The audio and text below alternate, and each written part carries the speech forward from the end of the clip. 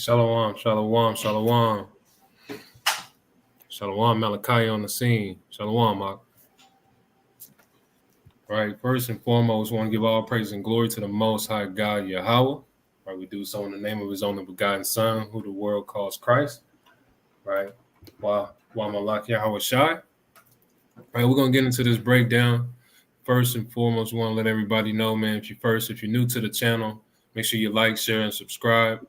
When you come in the room, throw some sevens in the chat. Let us know, who's in the room with us. Give us a mighty shalom through the Spirit. All right, shout out to the elders of the house of David, man. Has been putting in the work for decades and decades, man. Shout out to the brothers, the brews that's been scattered abroad. Right, we're the saints upholding commandments. We understand that the so-called blacks, Hispanics, and the Native Americans, Indians, right, that they are the Hebrew Israelites, that we are the Hebrew Israelites that the Bible speaks of. And through biblical prophecy and also historical accounts, we can prove that. Right. So we're going to let the room build up unless I'm up to chime in. Got Brother Shan with us and Brother Yasha Allah.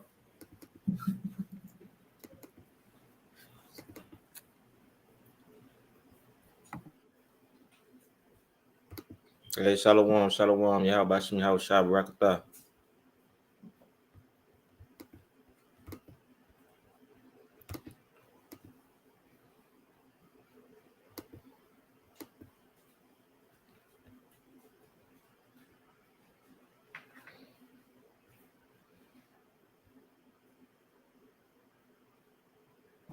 You hear from the kayak? He headed to the crib. Come.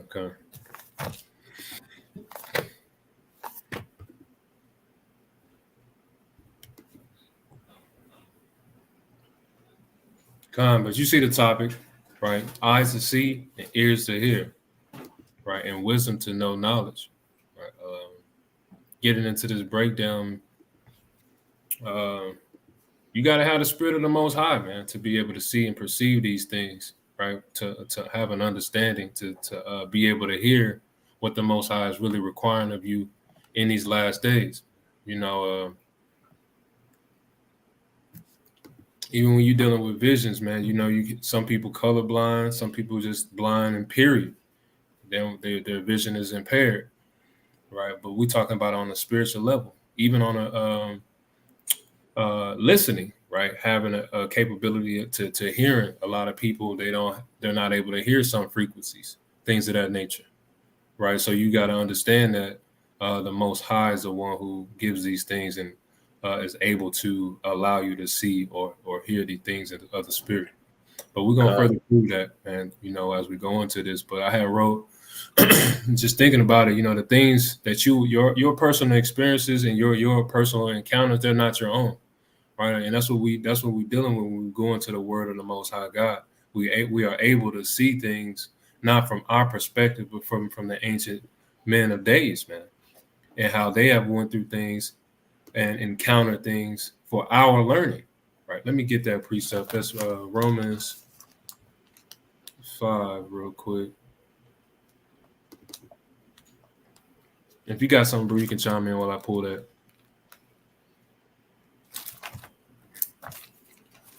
All right, so when you get in the room and like, share, and subscribe, we're about to get it in, man.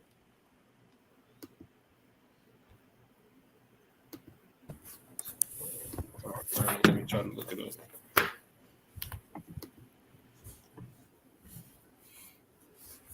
Yo, you finna pull it up on the screen? You want me to pull it up on the screen? I got it here. Romans 15, that's what it is. Romans 15 and 4. Romans 15 and verse 4.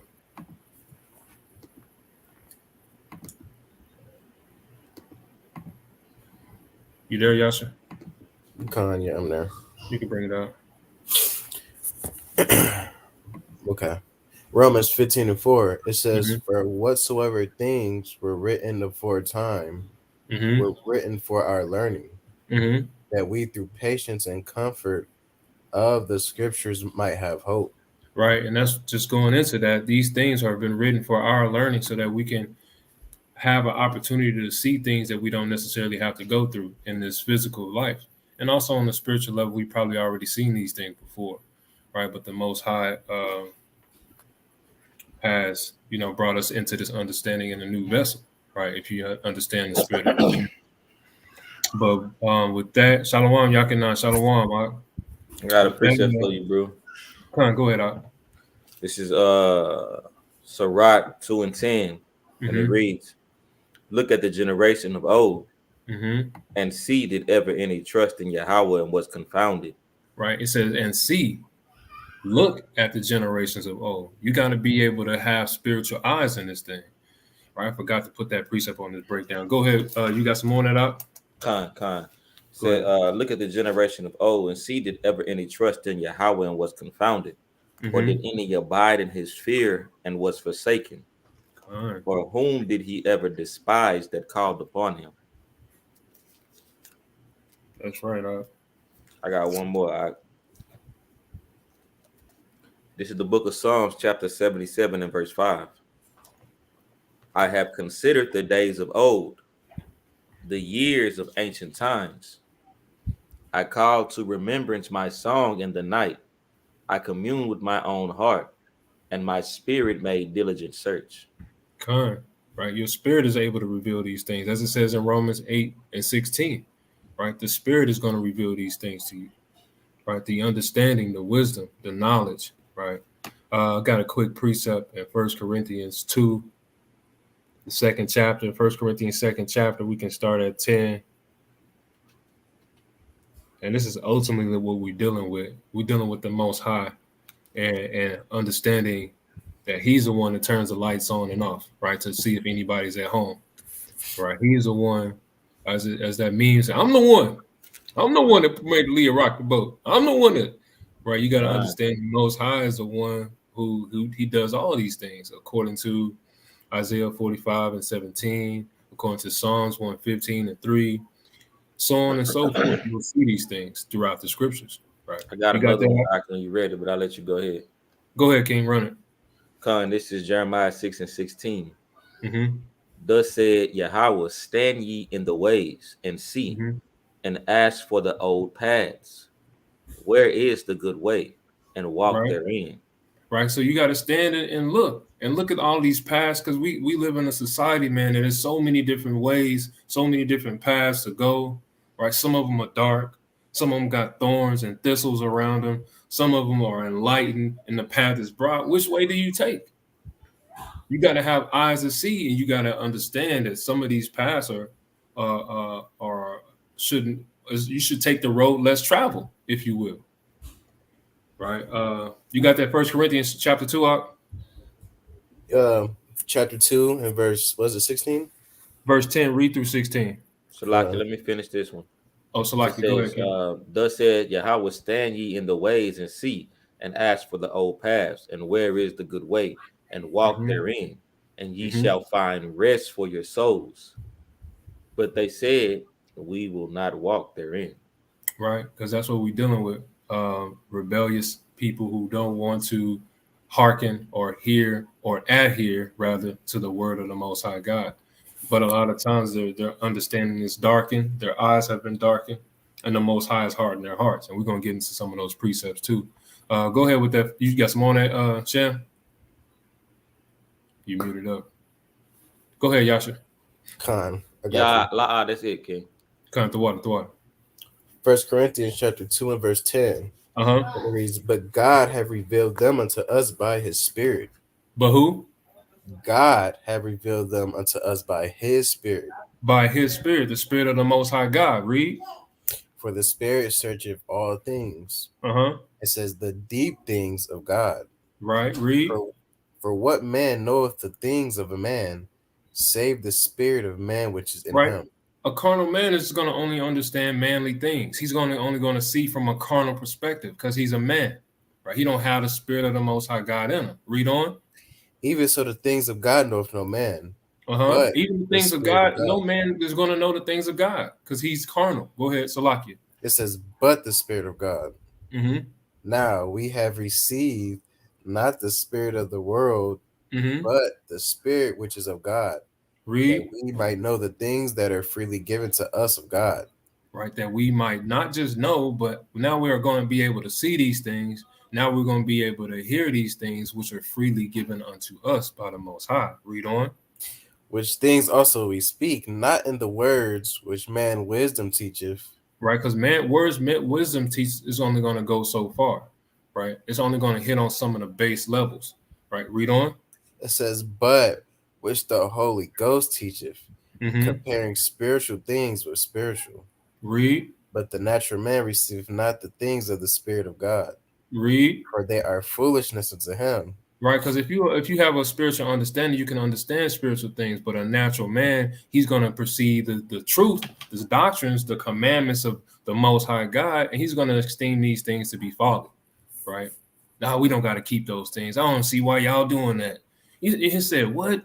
Right? You're going to hear these things when you coming out of the world. Right? Read on.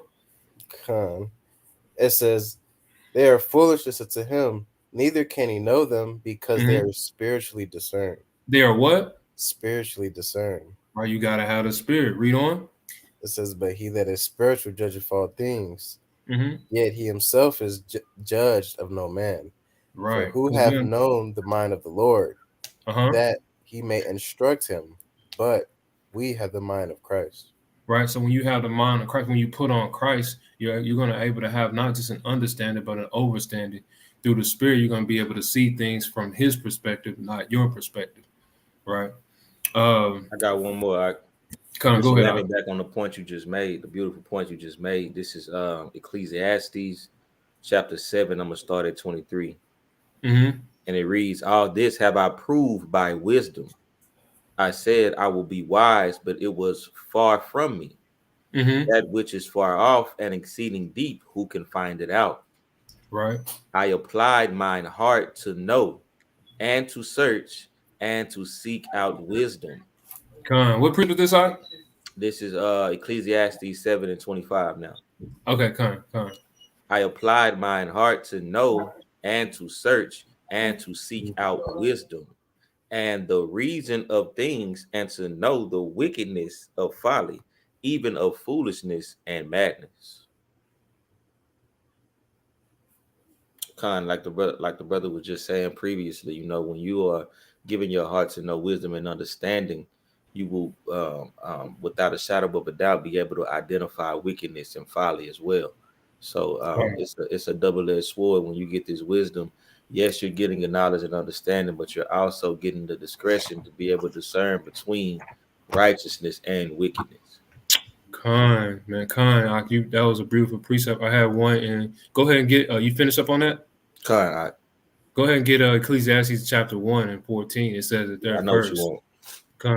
And let me pull this up. I'm gonna share my screen because you said something that I was gonna touch on through the Spirit, but dealing with the word discretion. Right here it is. Right, discretion. The quality of behaving or speaking in such a way as to avoid causing offense or revealing private information. Right. So when you have the understanding that discretion, and we're gonna get into it, man. It's a beautiful breakdown through the Spirit, man. The Most High is gonna bring out today. But when you've been told something, sometimes you got to know if it's in that season to reveal it. Right. It's a season. And it's times for everything. Right? It says that in Ecclesiastes, the 3rd chapter. And so when you go into this, sometimes you've been told something, you got to keep it close to your vest. Sometimes you've been told something, you got to make haste. Sometimes you just got to be able to have discernment. I got another one right here. Sure, this one time you can bring that precept out. Okay. Right? We're dealing with discretion and also discernment.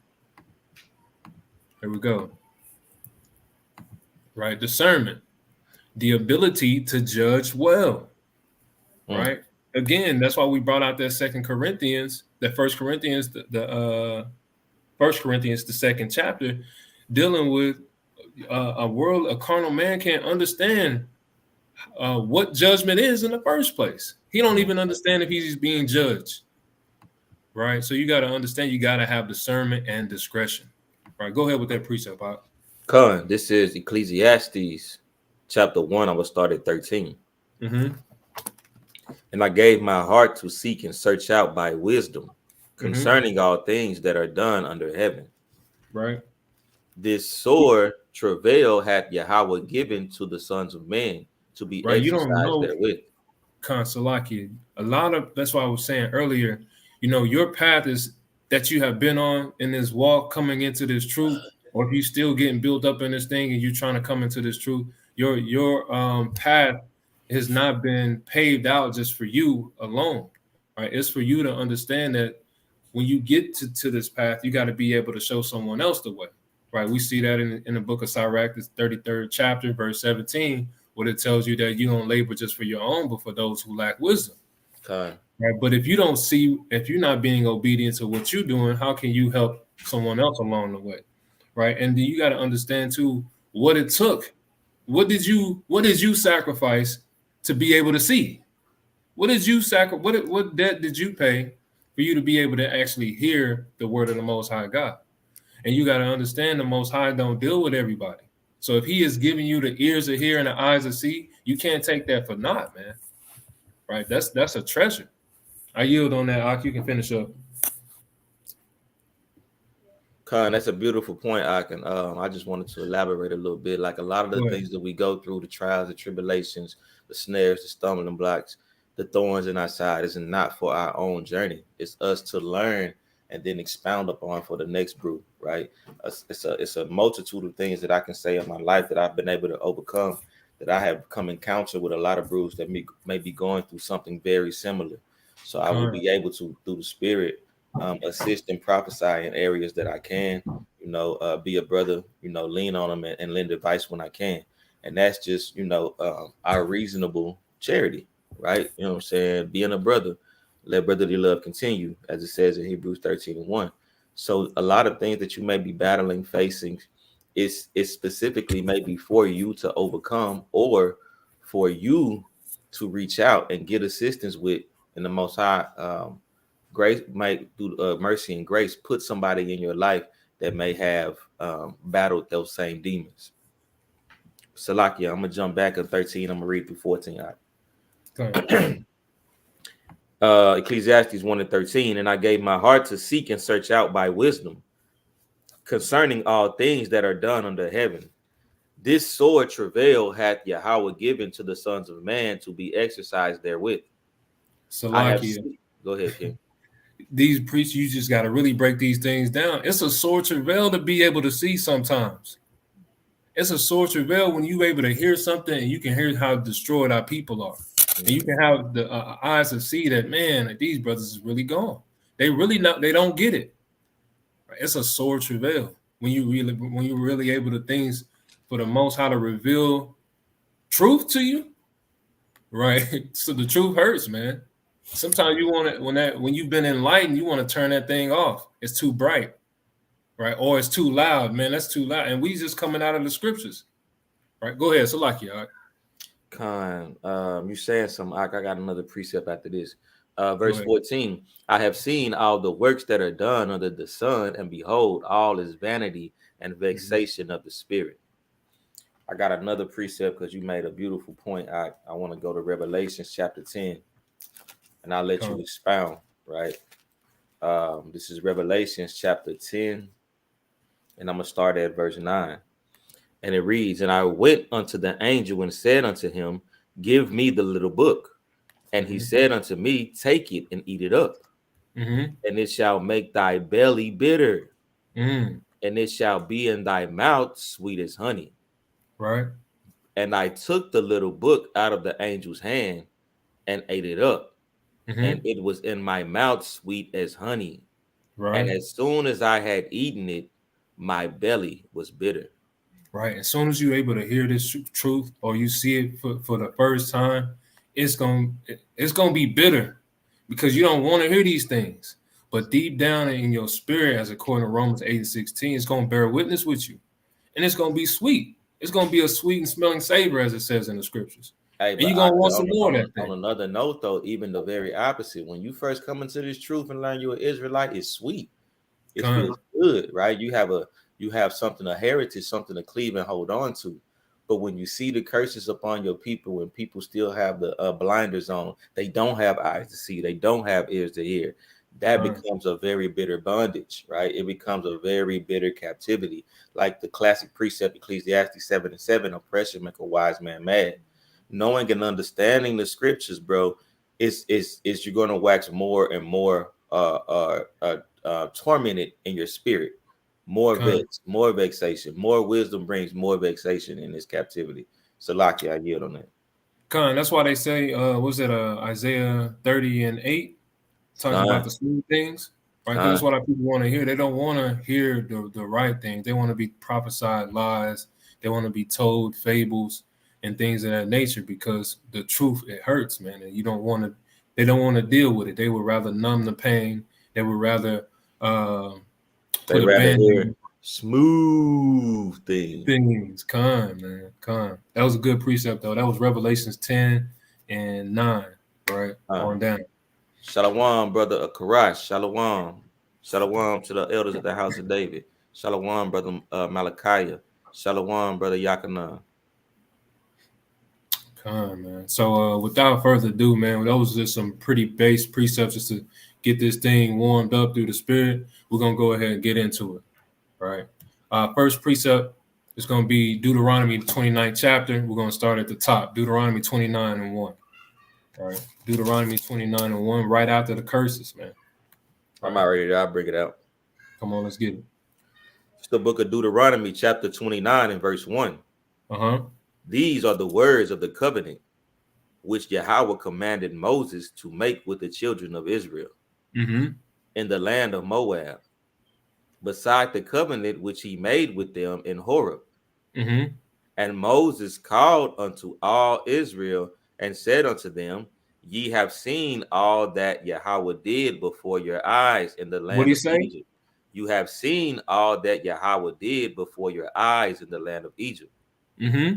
Unto Pharaoh and unto all his servants and unto all his land. Right. So he's saying, y'all was there, man. Y'all was, and hey, physically, spiritually, we was there. Right. Go ahead. The great temptations which thine eyes have seen. Which thine what? The great temptations which thine eyes have seen. The signs and those great miracles. Yet Yahweh hath not given you a heart to perceive, and eyes to see, and ears to hear until this day. Right. When you really breaking this down, man, it's saying that, yeah, even though you have been there, you were there spiritually, right? As it's in the spirit of regeneration, we were a part of this account, right? But knowing that it says in closing, it says the temptations which thine eyes have seen in the miracles, Salaki verse 4, it says, yet the Most High had not given you an heart to perceive, and eyes to see, and ears to hear. So the Lord has shut you off, right? He's the one who's put the scale or the veils over your eyes and plugs your ears, right? The Most High did this, right? So we're bringing this precept out to show you strictly sometimes the people that you want to see, the people that you want to see the truth, the Most High might not have revealed it to them as of yet. So you can't force or even get in the way of the Most High removing or placing his hand on somebody, right? You got something to add on that? La. Come, we can keep it rolling. The next precept. Great point. Right, next precept is Ecclesiastes 1:14. We went there already through the spirit. Let's jump down. We left some meat on the bone, though. Come, let's get to it. Come, this is Ecclesiastes chapter 1 and verse 14. Come on. I have seen all the works that are done under the sun, and behold, all is vanity and vexation of the spirit. That which is crooked cannot be made straight. Right, and that's the spiritual level too. Like sometimes, brothers, you just already know. You can't go for face value, but at the same time, hey, your spirit gonna bear witness with theirs. Yeah, they're not receiving this. Right, they've been crooked from the beginning. They can't be made straight. Right, go ahead, Ak. That which is wanting cannot be numbered. I commune with mine own heart, saying, lo, I am come to great estate, and have gotten more wisdom than all they that have been before me in Jerusalem. Yea, my heart had great experience of wisdom and knowledge. And I gave my heart to know wisdom and to know madness and folly. Right, because the Most High, sometimes he had to take your heart and break that thing, man, for you to be able to really see, like, dang, I can do nothing of myself, right? So then he gonna allow you to see something from his perspective that you thought that you was really. It says, "Woe to the man who tries to raise himself up by his own flesh." Roughly paraphrasing. You gotta see the Lord's gonna deal with you. He deals with each of us individually, and you're gonna see how the Lord will chasten you or reprove you rather until you can have eyes to see. Right. Keep going on that. That this also is vexation of spirit. For in much wisdom is much grief. Because and he that increases knowledge increases sorrow. Right. And sometimes, like we said, it's hard, man. Even just knowing, being teachers, understanding that the Most High has commanded us to go out here on the highways and byways, it's hard. It's not hard, but it's a mighty labor, man. The laborers are few in this thing, but we understand that the Most High has commanded us to get out here on these highways and byways and bid our brothers and sisters to the marriage. And so through the spirit and the power of the Most High God, that's what we do. But it's a sorrowful thing when we get out here and we seeing our people bugged out, right? And they don't want to. And some of them not just bugged out; they just don't even want to hearken. They don't want to hear. But again, the Most High has not given them that understanding. So, but what we ultimately saying is, just because someone didn't receive it that first time around, don't write that brother or sister off, right? You don't know. I got a quick precept, King. Go ahead. Let me back it on the point of the precept. It says, I'm gonna start at 2 Peter chapter 2. I'm gonna start at 6 and run through to 9 real quick. You can expound. And turning the cities of Sodom and Gomorrah into ashes, condemn them with an overthrow, making them an example unto those that after should live ungodly. And delivered just Lot, vexed with the filthy conversation of the wicked. For that righteous man dwelling among them, and seeing and hearing, vexed his righteous soul from day to day. You said seeing and what? Seeing and hearing, vexed his righteous soul from day to day with their unlawful deeds. Yeah, because a lot whenever you see, when you're able to see and you're able to hear, it comes now. You have responsibilities. Now you got accountability, right? That's what it says. It's better for you to have not have known than to know and not do it. So now that you know what you're seeing, now that you know what you're hearing, now you got to start waking your brothers and sisters up, right? You got to make haste in this thing. So, go ahead, King. Khan. The Lord knoweth how to deliver the godly out of temptations, and to reserve the unjust unto the day of judgment to be punished. Khan. Beautiful precept, Khan. That's it on that. Next precept.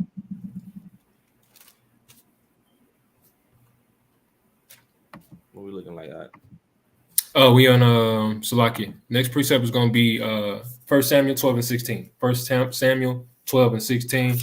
We're going to try to run through these things. Got a lot of points, a lot of precepts. We're going to take you to a lot of different accounts throughout the scriptures where the Most High has revealed certain things to different prophets, different forefathers, things of that nature, and how did they perceive this vision or this understanding, right? Go ahead and bring that out when you get there. Khan, I got you, King. The book of 1 Samuel chapter 12 and verse 16. The book of 1 Samuel chapter 12 and verse 16. And it reads, Now therefore stand and see this great thing, which the Lord will do before your eyes. Right, and you got to understand this. The Most High is telling you to gird up your loins in these days. So, if you're trying to see something, you can't be sitting down, man. You got to be standing up. You got to have your head on a swivel, right, so that you can really see what the Most High God is going to reveal before you, before your eyes. He didn't say everybody's eyes, he said before your eyes. This is something that I'm giving to you, right? And with that too, man, sometimes you got to get out the way too. The Most High don't need no alley-oop all the time. Sometimes you got to just stand and watch him work in his magnificence. Let him do his work, man. He don't always need your help. Some things are beyond your help. Let the Most High work it out. Right. I'm gonna go. Go ahead, King.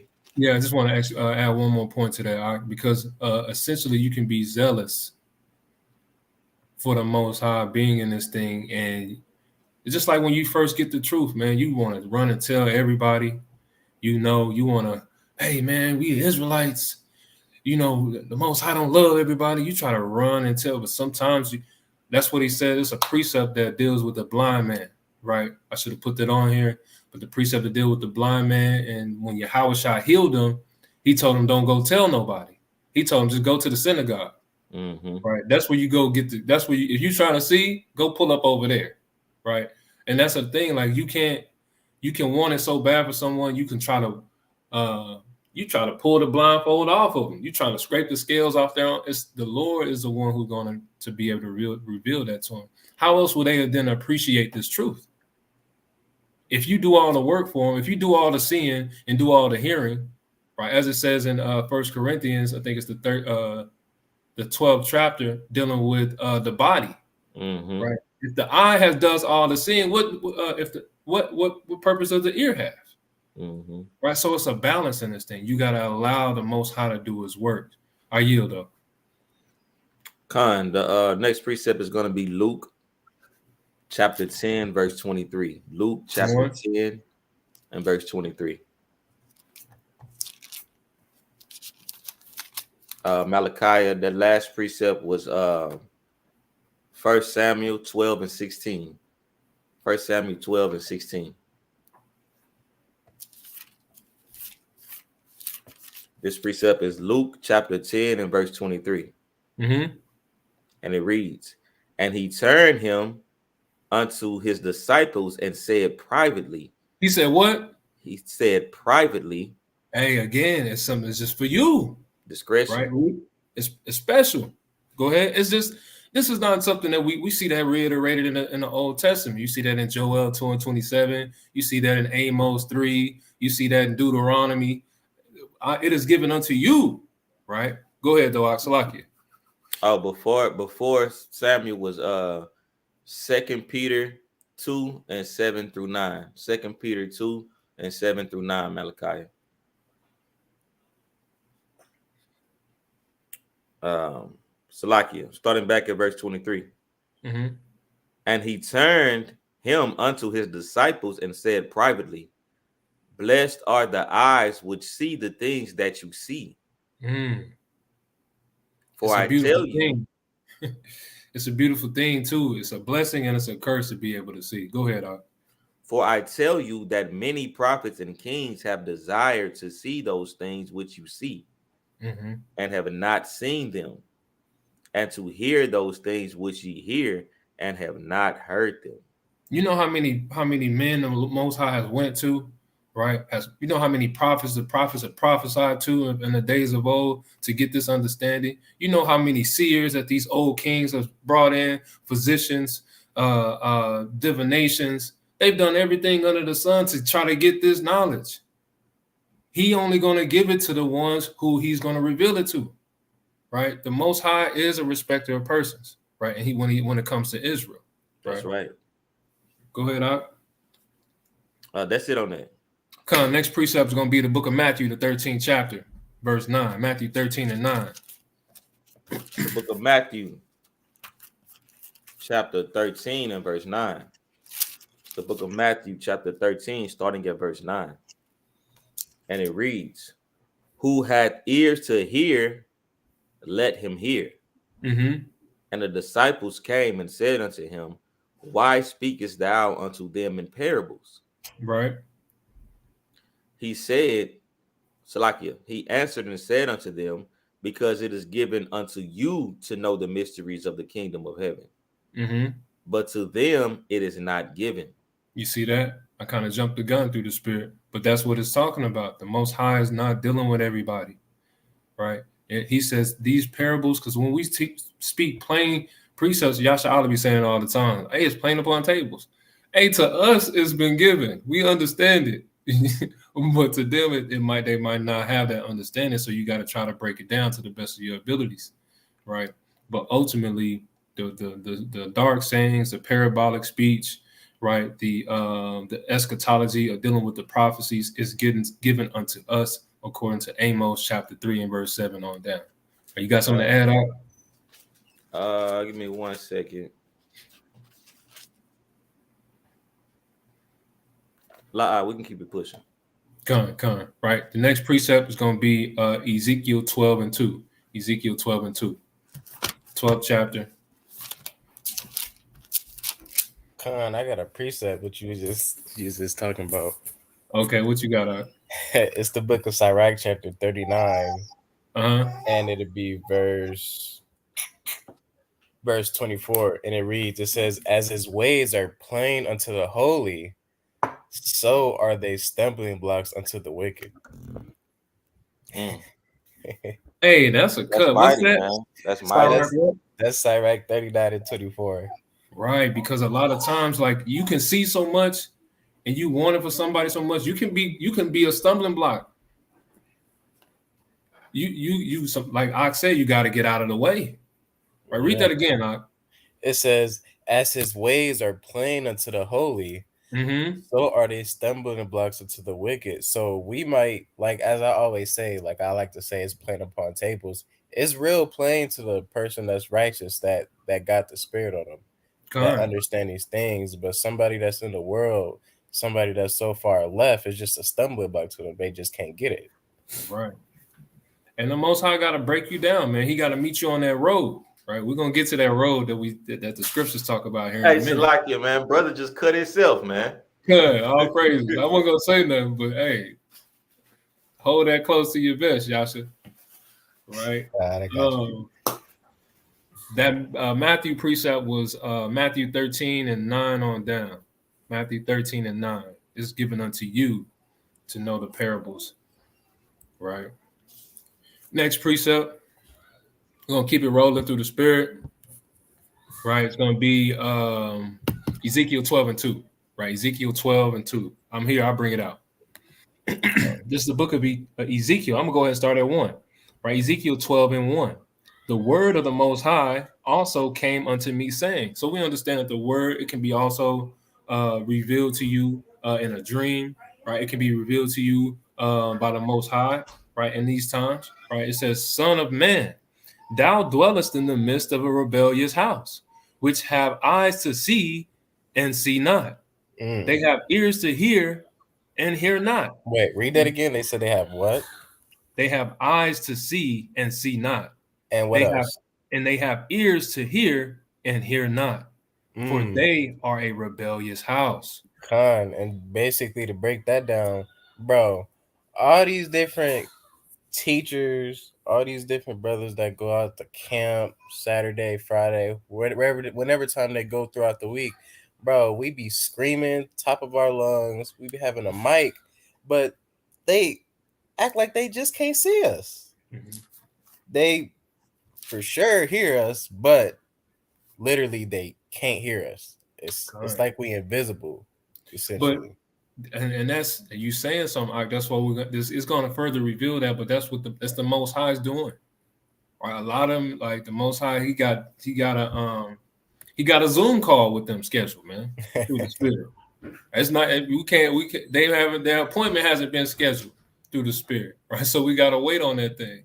But again, we still got the Most High's commanded us to prophesy to the wind, because we be out there in the corners, man. A lot of times that people be like, "Oh yeah, I've been seeing y'all out here." And they done seen us for weeks on end. And they finally get the opportunity to come and build with us, and they have eyes to see. But it took those encounters to build up for them to really understand, to see that, man, these brothers really be out here doing the work of the Lord. These brothers really be out here bringing out the word. So let me go and see and hear what they got to say. All right. Let me back on the point that Yasha was making. I got a quick precept, classic precept. It's 2 Thessalonians 2 and 10, right? And it says, and with all deceivableness of unrighteousness in them that perish, because they received not the love of the truth, that they might be saved. For this cause the Most High shall send them strong delusion, that they should believe a lie. Right. And that's what our people are under right now. But that strong delusion is via the Most High. As I said in Isaiah 45:17, I the Lord, I do all these things. Right. Hey, So Nakai got a precept if y'all could grab it. It's 1 John 4:6. 1 John 4:6. I got you, Nakai. It's the book of 1 John chapter 4 and verse 6, bringing it out.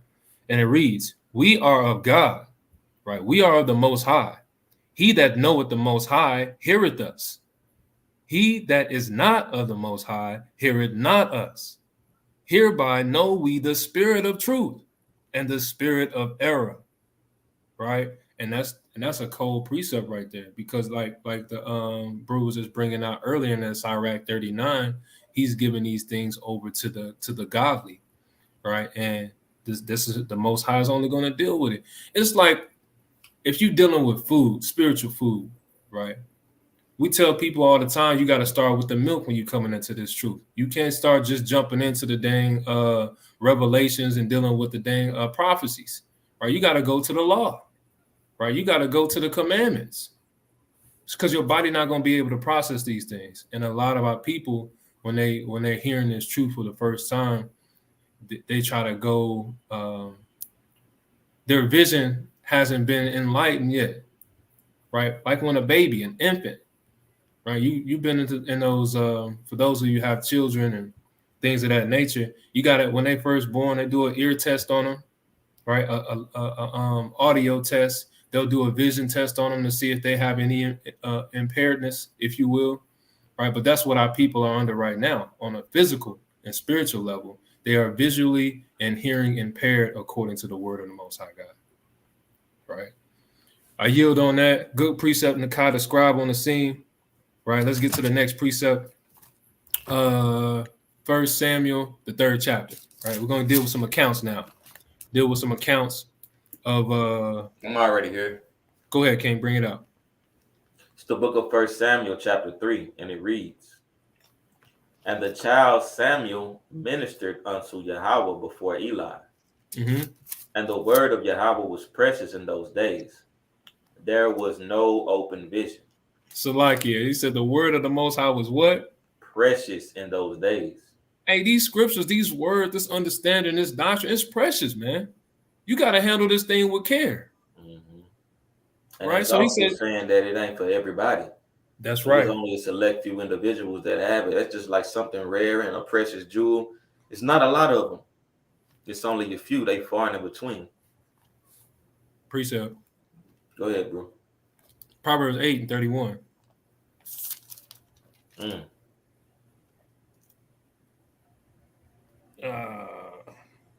So like in Proverbs 8 and 11, right? For wisdom is better than rubies, and all things that may be desired are not to be compared unto it. That's right. Just like that. And that's what we're talking about. When you hear the word of the Most High God, that's wisdom he giving you. That's knowledge. That's sound doctrine. Right. So when you get that thing, you better hold it like it's a ruby, right? Something valuable, something treacherous, because he don't give these things to everybody. You know how hard it is to find a ruby? You know how far you got to dig deep to find some precious gems like that? Right? You got to search these things out. So when you find it, man, you gotta store that thing up. Go ahead, dog. I jump to so I can go get off top. Let's keep it moving. I'm gonna jump back in chapter verse 2. Come. And it came to pass at that time when Eli was laid down in his place, and his eyes began to wax dim, that he could not see. And the lamp of Yahweh went out in the temple of the Lord, where the ark of the Most High was. Right, because sometimes the Most High can darken that place.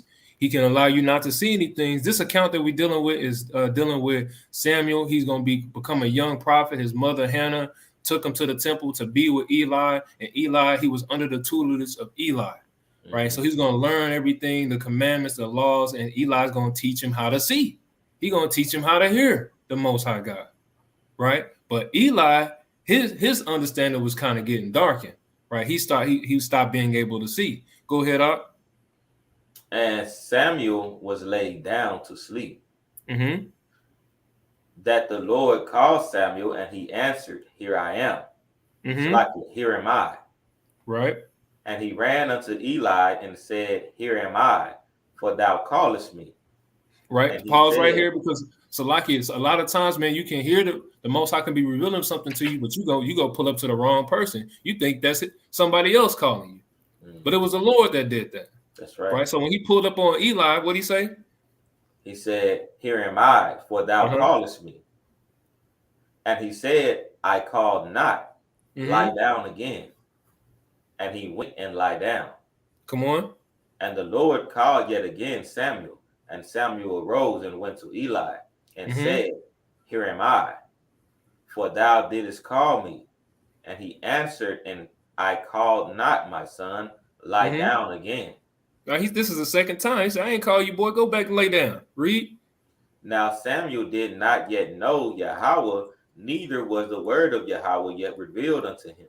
Right. He never heard these. He never really heard the scriptures. He never really heard the real breakdown of the truth and how this thing was really for us. Right. I'm just speaking of us from our perspective. Right. He know he an Israelite. Right. Go ahead. It was precious. You know what I'm saying? Only select individuals had the understanding. That's right. Right. Verse 8. And Yahweh called Samuel again a third time, and he arose and went to Eli and said, Here am I, for thou didst call me. And Eli perceived that Yahweh had called the child. Right. And then now Eli, who was asleep, he was on a spiritual and physical level. Now Eli see that, man, the Most High starting to deal with Samuel now. Right. And that's the same thing. How many times is the Most High going to call you? How many times are you going hear the Most High God and you're not going to hearken to that thing? When you come, go ahead, Art. Proverbs 8:4.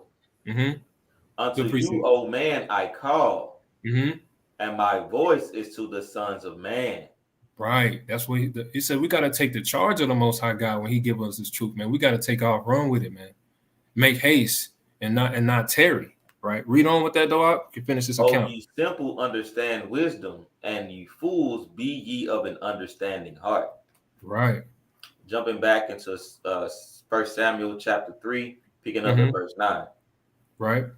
Therefore Eli said unto Samuel, Go lie down, and it shall be, if he call thee, that thou shalt say, Speak, Lord, for thy servant heareth. So Samuel went to lay down in his place, and the Lord came and stood and called as at other times, Samuel, Samuel. Then Samuel answered, Speak, for thy servant heareth. And the Lord said to Samuel, Behold, I will do a thing in Israel, at which both the ears of everyone that heareth it shall tingle. Right. When you first hear this truth, man, it's kind of like it's a ringing up. It's the trumpet is sounding, man. Right. The Most High is ringing your ears, man, to let you know, hey, I've been calling you for a long time now. As it says in Revelation, he said, I stand at the door and knock. That's right. Are you listening? Are you hearing what the Lord is trying to give to you? This we're talking about your salvation here, man. This is not just some doctrine, some religion that we're talking about. This is your heritage, right? This is your culture, right? So when you hear these things, your ears are going to tingle, right? So this is one account on how when someone heard the voice of the Most High God, they made haste, right?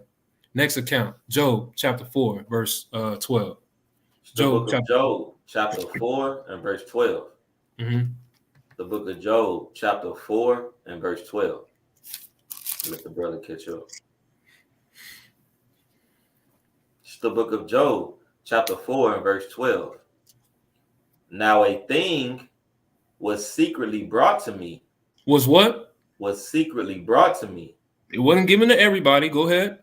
And mine ear received a little thereof. Right. And when it was brought to me, I kind of caught a little bit of it, but I didn't get everything of it that I needed to get. Read on. In thoughts from the vision of the night, when deep sleep falleth on a man.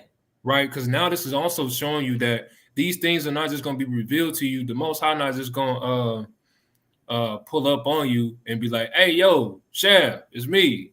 Shalom, Mark. He's not going to do that. Right. Sometimes these things could be revealed to you through dreams. Right. And you see these things, and we're gonna get into some of those accounts too. But not only also dreams, but different accounts, right? We can see these things throughout the scriptures, right? So this is just a precept showing you that to land us back off of what happened in 1 Samuel, right? Dealing with Samuel and Eli, right? He had these. Go ahead, King. Verse 15. Then a spirit passed before my face. Mm-hmm. The hair on my flesh stood up. Mm-hmm. It stood still, but I could not discern the form thereof. Right, this thing should give you goosebumps, man. When you it should put a spirit on you to want to follow this thing more. So I'm encouraging you, brothers and sisters, when you come into this truth, don't let nothing deter you from this walk. That's right. Right, follow that thing. Continue trusting what you heard, trusting what you saw, because it was given to you. Right. Go ahead, Ak. An image was before mine eyes. There was silence, and I heard a voice saying, Shall mortal man be more than just than Salaki? Shall mortal man be more just than God? Mm-hmm. Shall a man be more pure than his maker? Mm-hmm. Behold, he put no trust in his servants, and his angels he charged with folly. Kind. Salaki, you can yield right there. Right. So we got to understand that he just don't give these things over to any and everybody else. So if you have a vision through the Spirit, understanding that you are an Israelite, that the Most High God is dealing with you on all type of levels, dealing with the commandments that He has given to us via Moses and throughout the Holy Book, and you got to adhere to these things. Don't let anyone, or don't even let yourself deter yourself from this walk, because a lot of times you can tell yourself, "No, I know I ain't seeing what I'm thinking, what I'm seeing." Yes, you are. You seeing it, right? Follow that thing. Right? Yield on that point. Next precept is James 1:19, right? The book of James, chapter 1 and verse 19. Come on. It's the book of James, chapter 1 and verse 19. And it reads, Wherefore, my beloved brethren, let every man be swift to hear. Come on. Slow to speak. Slow to wrath. Right. When you hear it for the first time and you got to make haste. You, hey, what was that? You said the Israelites is black. You said what? Christ was a black. You said you got to be swift to hear these things. You got to make haste. Jump down to 22. All right. But be ye doers of the word, and not hearers only. And not what? Deceiving be ye doers of the word, and not hearers only. Deceiving your own selves. For if any be a hearer of the word, and not a doer, he is like unto a man beholding his natural face in a glass. Right, this is one of our favorite classic precepts, but we understand that, hey, when you hear the word, don't just hear it, let it go in one ear and out the other, right? Because if you do that, you just like a man that looks at himself in the mirror, and what happens? And he beholdeth himself and goeth his way, and straightway forgetteth the manner of man he was. Right, because you don't heard that you was an Israelite. You don't heard that the Most High God's not dealing with nobody. You don't heard that the salvation is for Israel. Right, these things have come in and have left you. Right, so now you're in this mirror and you have eyes to see, and you telling yourself these precepts. Right, you building yourself up in the morning. I'm an Israelite. I'm about to go out here, and anybody that comes, I'm gonna cut them down through the Spirit. And then you get out here and you just act just like Jake. You don't forgot which manner of man you were. You know, and then you come back to this mirror at the end of the day and you're disgusted with yourself, right? You don't like what you see, right? You don't like what the things that you might have said. That's why the scriptures tell you got to put off the old conversations of old. You got to put off that old man. And that's what when you go look in that mirror, you got to be able to see who you are and live that, be the embodiment of it, right? I yield on that.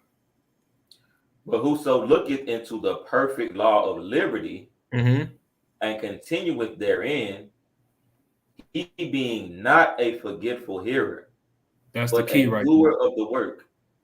Don't forget what you have been told. Man. Don't forget what you have been commanded. Go ahead, Ak. This man shall be blessed in his deed. Right. When you don't forget these things and you apply these things, hey, you're gonna be blessed. You're gonna be blessed. That's what it says earlier. It says, "Blessed are those who have eyes to see." right, in the book of Luke. Right. I yield on that. Next precept going to be in the book of John, the 9th chapter, John 9 and 27. I'm here. One of you brothers pick up. Give me 1 second. Come on, this is the book of John 9 and verse 27. John 9 and 27, and it reads thus. Let me bring it I'm up. I'm gonna start at 24. Start at 24. Bible could show at the water. Right. If you're just chiming in, man, like, share, and subscribe, hit the bell when you're coming in. We're dealing with having eyes to see and ears to hear. Right. This is John, the 9th chapter, verse 24. Then again called they the man that was blind, and said unto him, give God the praise. We know that this man is a sinner. Right. So here you have this man they called. Right. You got to have ears to hear. Verse 25. He answered and said, whether he be a sinner or no, I know not. One thing I know, that whereas I was blind, now I see. Right. So this man says, hey, look, what if I'm a sinner, if I'm not, all I know is I'm able to see. Right. That's what he's telling them. Right. What they say in verse 26. It says, then said they to him again, what did he to thee? How opened he thine eyes? Right. So they trying to, and that's how a lot of brothers and sisters like, man, I wonder why Yasha'Allah carry himself that way, man. I wonder how he's able to see what's going on in today's times when you got mass shootings, things of this nature happening, right? Pestilences, all manner of wickedness happening right now. How are you still able to have a reserve, right? And understand and not be moved or shaken in this truth, right? What did the Most High reveal to you? Verse 27.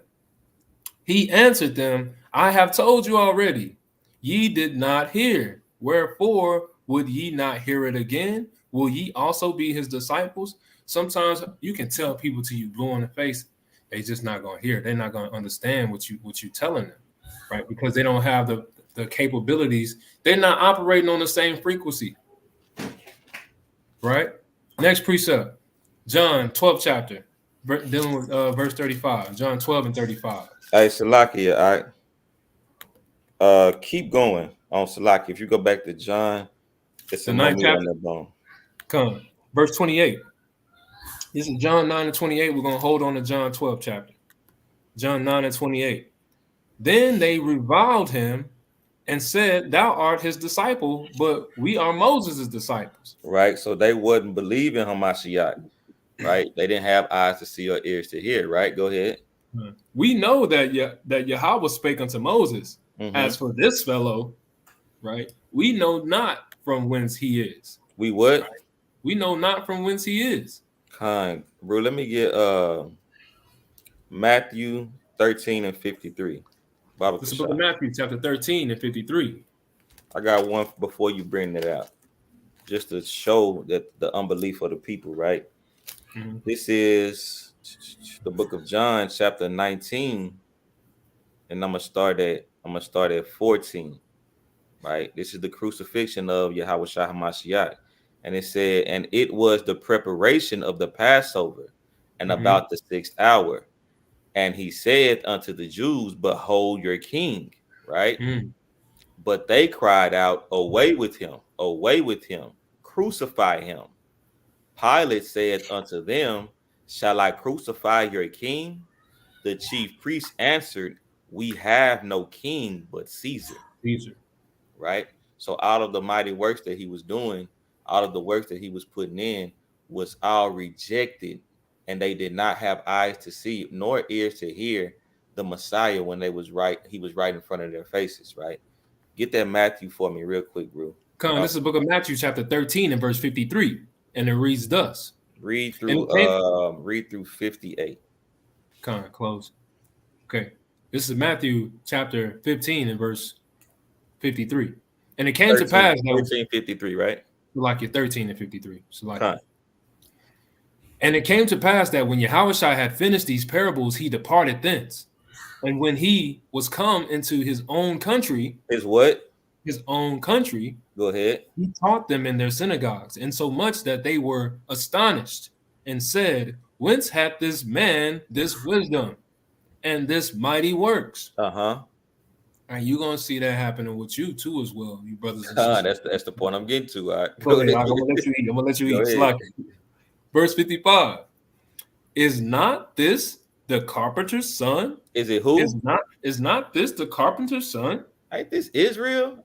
Ain't this Mm-hmm. ain't this my son? Ain't this Lil Con, Lassie? Ain't this Lil Lee? Right? con, Ain't con. this Malachi? Ain't this brother Malcolm? Ain't this Mm-hmm. Q? Right? Right. Your closest friends, relatives, and family are not going to receive this from you. Get ready for it. That does not make it not true.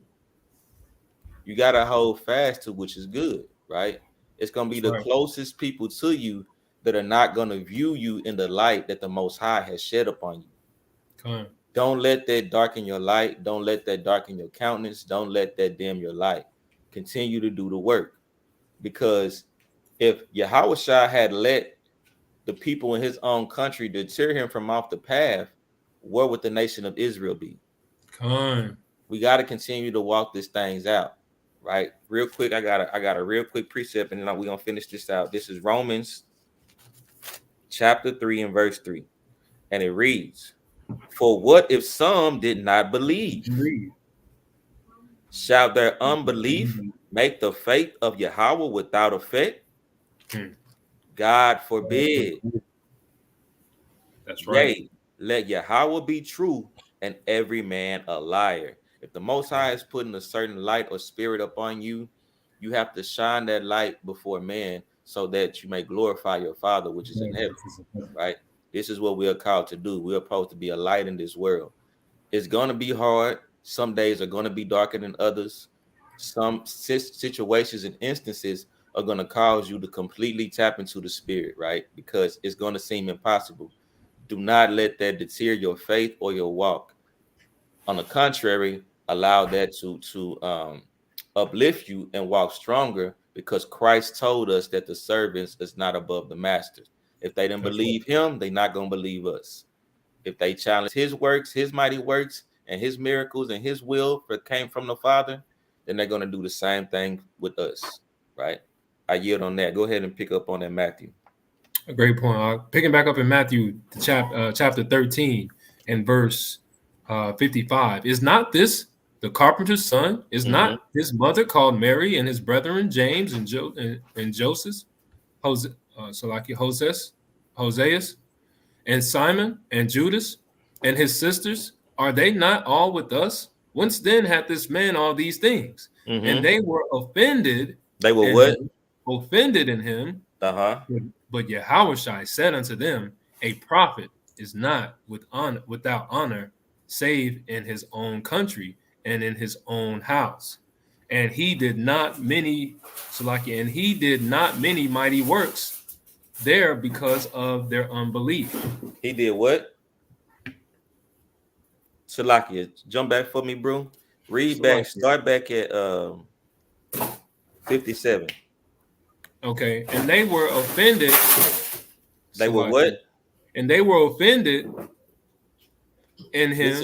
This is Matthew 11 and 6, and it reads, "And blessed is he whosoever shall not be offended in me." These are the words of Hamashiach, right? It says, blessed is the man that's not offended in me. Why? Because I'm not doing my own will. I come to do the will of the Father. So if you offended in me, then you offended by the Father, right? Go ahead and pick up for me, King, and finish that out. I could pick up for you, Nasi. I'll pick up for you. Baba Kashai. Yashab. Verse 57. But Yahushua said unto them, a prophet is not without honor, save in his own country. And you see that? In your own country. It says another in Matthew, I believe it's chapter 10. Real quick, all right, Salakia. I'm gonna bring this out real quick. This is Matthew chapter 10, classic precept 34. Think not that I am come to send peace on earth. I am come not to send peace, but a sword. For I am come to set a man at variance against his father, and the daughter against her mother, and the daughter-in-law against her mother-in-law. A man's foes shall be they of his own household. So the hardest people to convince is going to be the people that's right next to you. Why? Because they seen you grow up. They seen how you were before you came into the truth. They seen the old man. And even though you've put on a new spirit, they still have attachments to that old man. they still have attachments to that old person. So it's going to be harder for them to view you in the new light that you walking in. And they're going to constantly remind you of your old self, your old actions, your old works. That's why you have to ramp up the mighty works, be more diligent, be more disciplined, walk more circumspect, and cleave unto the law, statutes, and the commandments, and ultimately the spirit of Hamashiach. So like if I can add one point to that, and you gotta update your resume, man. That's right. Right. That's what's going on, is that they see the old resume, they see your track record. Well, you gotta put some new gigs on there, man.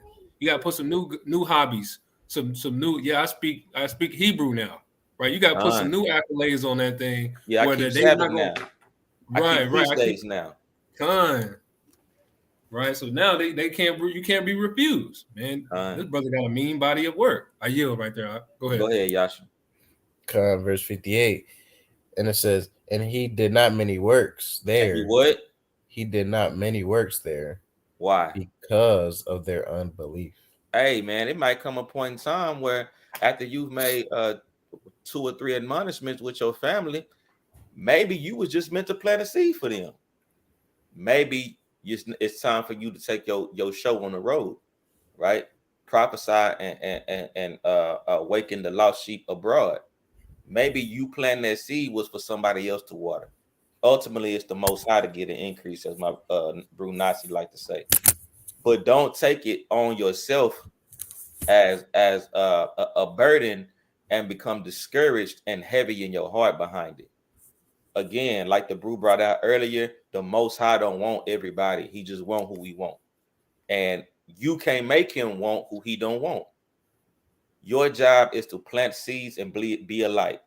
Beyond that, allow the Most High to get an increase and get out of his way. You might be beating it into them to the point that they're rejecting it. Do your due diligence, plant the seed, follow up, and then allow the spirit to move. And with that, I yield. One last point.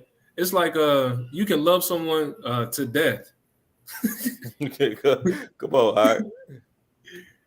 That's what we're doing out here, man. Right. You loving our people to death, man. We gotta love them to life. You compiling dang life rails on top of them, man. Just throw a couple, you know what I'm saying?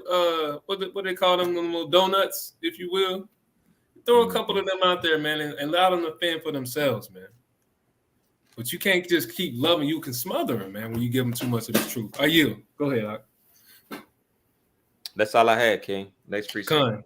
John 12, I believe that's where we was going. John 12:35. John 12:35. I don't have the list in front of me, Ike, so I'm kind of freestyling. I got you.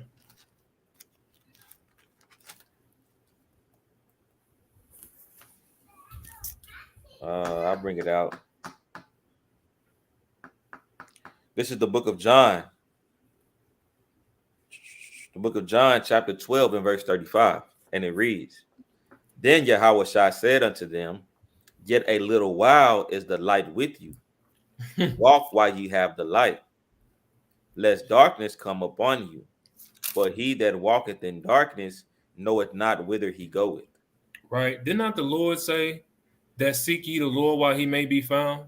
Did not he say in Hosea the 5th chapter that if you don't hearken, that he will go and hide himself from you? Right? When the scriptures tell you in John the 3rd chapter that the Son of Man, what does it say? Let me get that real quick. John 3:19. Real quick. John 3:19. It says, and this is the condemnation, that light is come into the world, and men love darkness rather than light. The Most High has sent Yahushua HaMashiach into this world to show us so that we can be able to see, so he can we can be allowed to hear the glorious works of the Lord. Right. Finishing up on this John 3:19. I got a precept. You saying some things. I got about 2 or 3.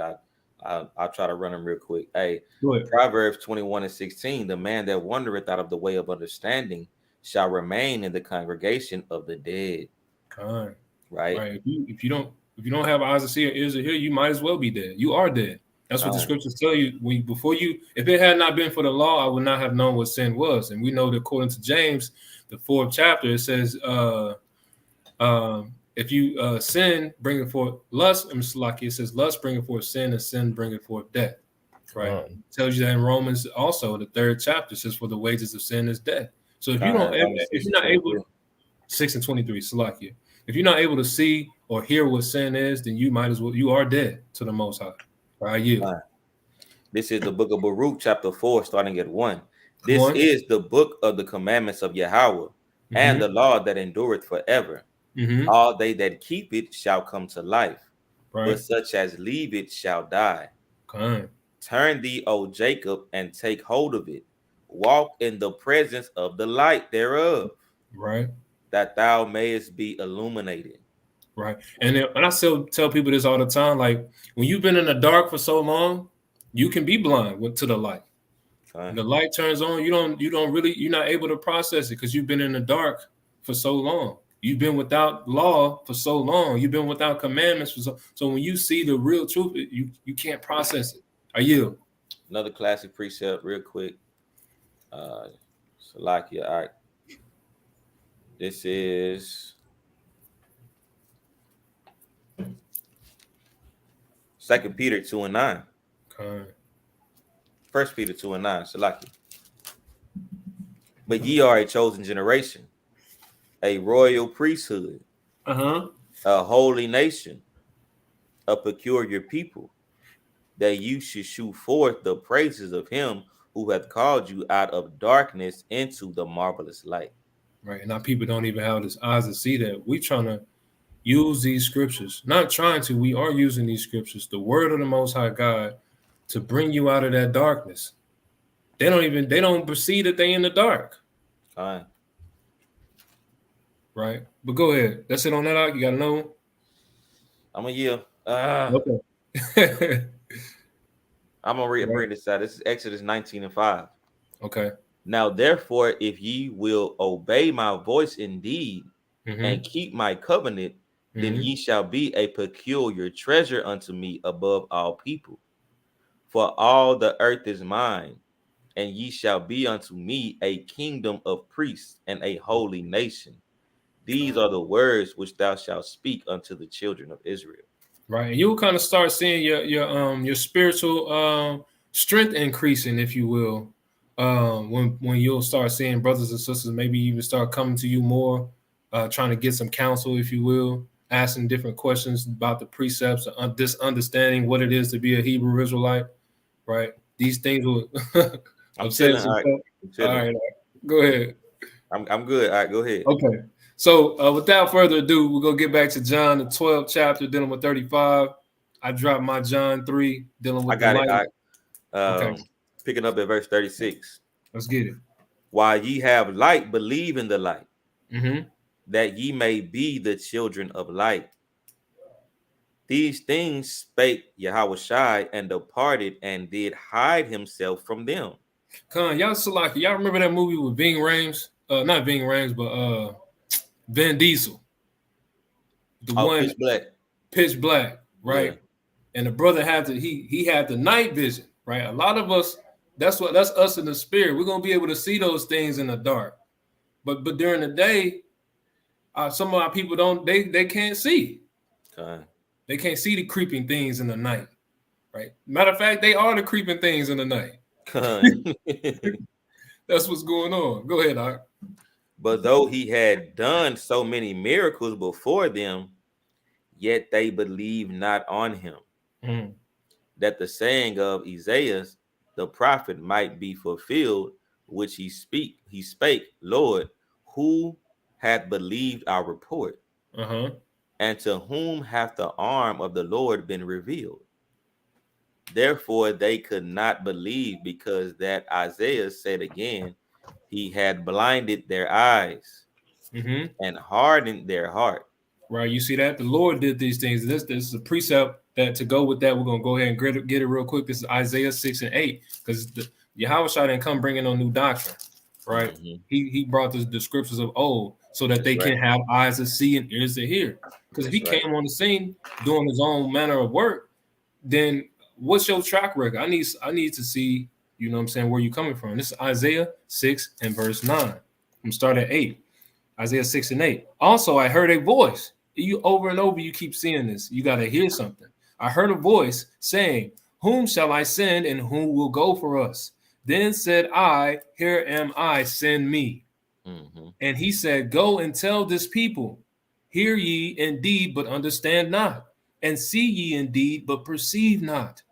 Make the heart of this people fat, and make their eyes so like your ears heavy, and shut their eyes, lest they see with their ears and hear with their ears. Lest they what? Lest they see with their eyes and hear with their ears and understand with their hearts and convert and be healed.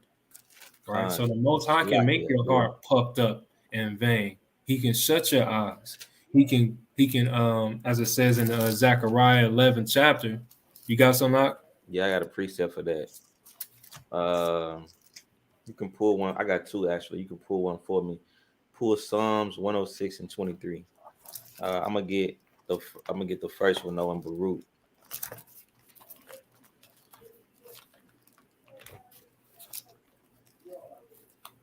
Salakia.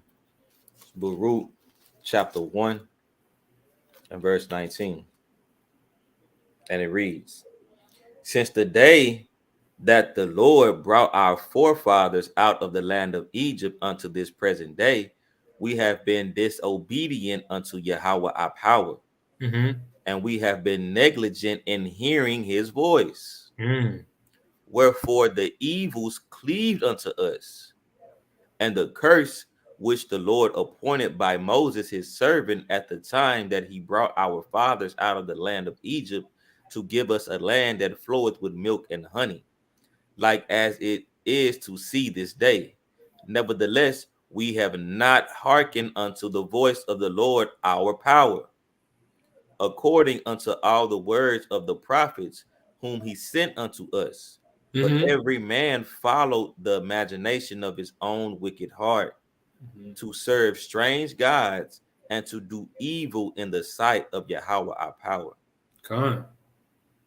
Right. So our people from the very beginning have been a very rebellious, stiff-necked, and stubborn people. You know, from the time of Moses even unto this day. You know, Jay just want to do his own thing. Jay just want to kick it. Jay got that nigga can't tell me nothing spirit. Or he always challenging some type of wisdom, thinking he knows more. But something about our understanding, thus said the Lord, it's a little bit different. It can't be challenged. Why? This is Isaiah 33 and 6. It says, and wisdom and knowledge shall be the stability of the times, and the strength of salvation. The fear of the Lord is his treasure. And we know the fear of the Lord is the beginning of wisdom, right? When you start to fear the Most High, when you start to hold yourself accountable for your sins and your actions, that's when wisdom starts to develop. Everything you read is just knowledge until you start to apply it, and it becomes wisdom. And when you cleave unto that wisdom, you're showing the fear of the Lord, right? Read the next precept for me, Con, this is Psalms 106 and verse 33. Con, it's kind of let me back in on the same point, but go ahead, King. Psalms 106 and verse 33. Because I think I wanted, did I say 106? Con. 106 and 23. 23, Salakia. 106 and verse 23. Yeah, we through 27. Therefore, he said that he would destroy them. Had not Moses, his chosen, stood before him in the breach? Had not Moses, his chosen, stood before him in the breach to turn away his wrath, lest he should to turn away his wrath, right? Lest he should destroy them.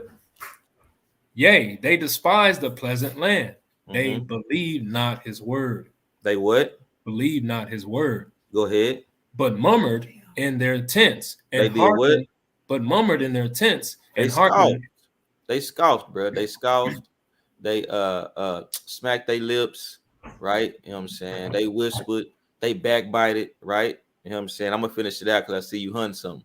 Right? It's right here. I'm gonna give it back to you. Zechariah 7:11. Zechariah 7:11. Bring it out. But they refused to hearken. They did what? They refused to hearken. This is our people. Who else is this talking about? Who else could this be?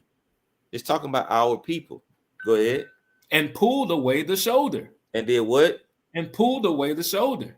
Man, I ain't trying. Well, we be at camp every weekend, bro. It never fails. Every weekend we at camp, and we trying to bid a brother to the marriage. They say, "Oh, I ain't got time. Not today." Right? You know what I'm saying? They turn away the shoulder. Right. Like they scoff, they murmur, they smack their lips. Go ahead, King. And stop their ears that they should not hear. I ain't really trying to hear that. I'm good. No, I'm all right. Right? Go ahead. That's it on that. That's why the Most High called us silent children, man. You trying to turn away your shoulder, put your fingers in your ears. La, la, la, la, la. I ain't trying to. That's our people, man. They don't want to be corrected. Right. But I yield on that back to Psalms 106 and picking back up at verse 25. But murmured in their tents and hearkened not unto the voice of the Lord. Right. You can stop at 27, King. Therefore, he lifted up his hand against them to overthrow them in the wilderness, to overthrow their seed also among the nations, and to scatter them in the lands. And what? And to scatter them in the lands. And as it says in Baruch 3 and 8, we are yet this day in our captivity, where we are subject to payments, right? Go ahead, King. I yield on that.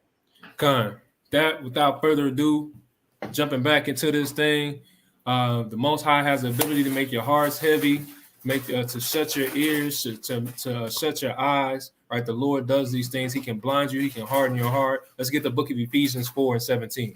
Ephesians 4 and verse 17.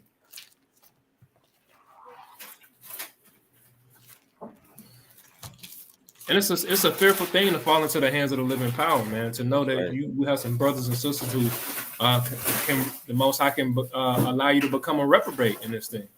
I'm there. Go ahead. Go ahead, King. You was expounding. So but now, at one point in time, they was able to see, but then sometimes you can see so much you think that you see it all, and you don't need the Most High God. Right? Go ahead, though. The book of Ephesians, chapter 4, and verse 17.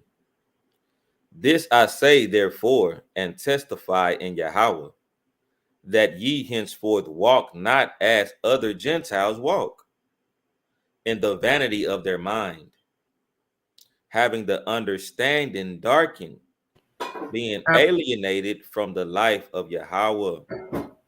See that? The Most High he allowed their understanding to be darkened. And when you become darkened, you can become an alien to this thing. Or this can become an alien to you. It's foreign. You can't process it, right? So your understanding can be darkened. Go ahead on that. Salaki, I got precepts. Because they said that your understanding can be darkened. Well, if your understanding to be darkened, that means it would have to be a light, right? 2nd Ezra 14 and 25. 2nd Ezra 14 and 25. And come hither, and I shall light a candle of understanding in thine heart, which shall not be put out till the things be performed which thou shalt write. Right? So that candle of understanding, again, we give this understanding all the time. Revelations chapter 2 and verse 5. Right? It says, starting at verse 4, it says, nevertheless, I have somewhat against thee, because thou hast left thy first love. Remember, therefore, from whence thou art fallen, and repent, and do the first works, or else I will come unto thee quickly and remove thy candlestick out of his place, except thou repent. And that candlestick is going to give a quick understanding of that. I'm going to throw it right back to you, King. This is Psalms 51 and 11. Psalms 51 and 11. It says, cast me not away from thy presence, and take not thy Holy Spirit from me. Right? So blowing out that candle of understanding is the Most High snatching the Holy Spirit from you, snatching the wisdom, knowledge, and understanding from you, and leaving you to your own devices, as we read earlier in Proverbs 21 and 16, to wander among the dead. Right? That's what he will be leaving you to when he snatches that spirit, or that blows out that candle from you. I yield on that, Ak. You can go ahead. But that's a great point. So that understanding is having the eyes to see, right? You will see that wisdom causes a man's face to shine, right? You can. That's what you see the brew, the pick on that the brew has in his back, in his virtual background. It's Yahweh man having his eyes enlightened, man. He can see all things. He got all the wisdom, man. Right. Ephesians 4:17, picking back up at 19. No, that's it. That's it on that. That's it on that. We can keep it rolling. Through 21. All right. Okay. Let's get it. Salaki, I'm almost there. I'm here. You can break it down. Go ahead. Verse 19, Ephesians 4:19. It says, who being finish 18, Salaki. Having the understanding darkened, being alienated from the life of Yahweh through the ignorance that is in them. Because you don't have an understanding, you are literally separating yourself from the Most High. Mm-hmm. You'll become an alien to him, right? You're a stranger, right? If you don't have this wisdom, knowledge, your heritage, your inheritance, knowing that this pertains to you, you are a stranger. You don't even know or understand who you are. Go ahead, King. Through the ignorance that is in them because of the blindness of their hearts. Right? You don't have eyes to see. And we know your heart is your mind. That's so right. Your mind just can't grasp what the Most High has put on the forefront for you to receive. You can't pick up what he's putting down. Right? It's not the like it said in what was that? Matthew 13:19. The parables are given to certain individuals. Right? We know that in Amos 3:7 is that his secrets is revealed unto his prophets. And we go according to Luke 14:23, standing on the highways and byways and the corners, giving these understanding to the lost sheep, to the flock. But if you can't receive it, it's because the Most High has not put the spirit on you to receive it. And he's given you that strong delusion, as we brought out in 2 Thessalonians 2:10. Right? Go ahead, King. Picking back up at verse 19, who being past times having themselves who being past feeling have given themselves over unto lasciviousness, to work of all uncleanliness with greediness. But ye have not so learned Hamashiach. Right. If so be that ye have heard him and have heard him, right, and have been taught by him, as the truth is in Yahweh Shai. We know Hamashiach is the embodiment of the truth, which is the laws, because he comes in the volume of the book. I yield. Go ahead, King. That's it on that. Next precept, it's going to be Exodus 7:13. Let's get it. It's the book of Exodus, chapter 7 and verse 13. And it reads thus. Exodus 7 and 13. And he heard, and he hardened Pharaoh's heart. He what? He hardened Pharaoh's heart. That he hearkened not unto them as the Lord has said. All right. So this is just another account when Moses in Exodus 9:1 went to Pharaoh, told him to let my people go. Pharaoh didn't hearken to the Most High God, neither to Moses, and the plague swept throughout Egypt. And ultimately, the Israelites were able to be free and cross over to the Red Sea. Right. So, I got a few precepts on that point, because it's the Most High that did it, though. It wasn't just Pharaoh being bullheaded and stubborn. If you go throughout all these different plagues and accounts, each time it says the Most High hardened Pharaoh's heart. Right. So, Baba Kashah, Nasi, if you can get Daniel 5:18. And I got two accounts to pull out before you get that one. This is classic precept, Jeremiah 17:10. It says, I, Yahweh, searcheth the heart. I try the reins, right? That's the point I wanted, because it's the Most High that's swaying man's heart.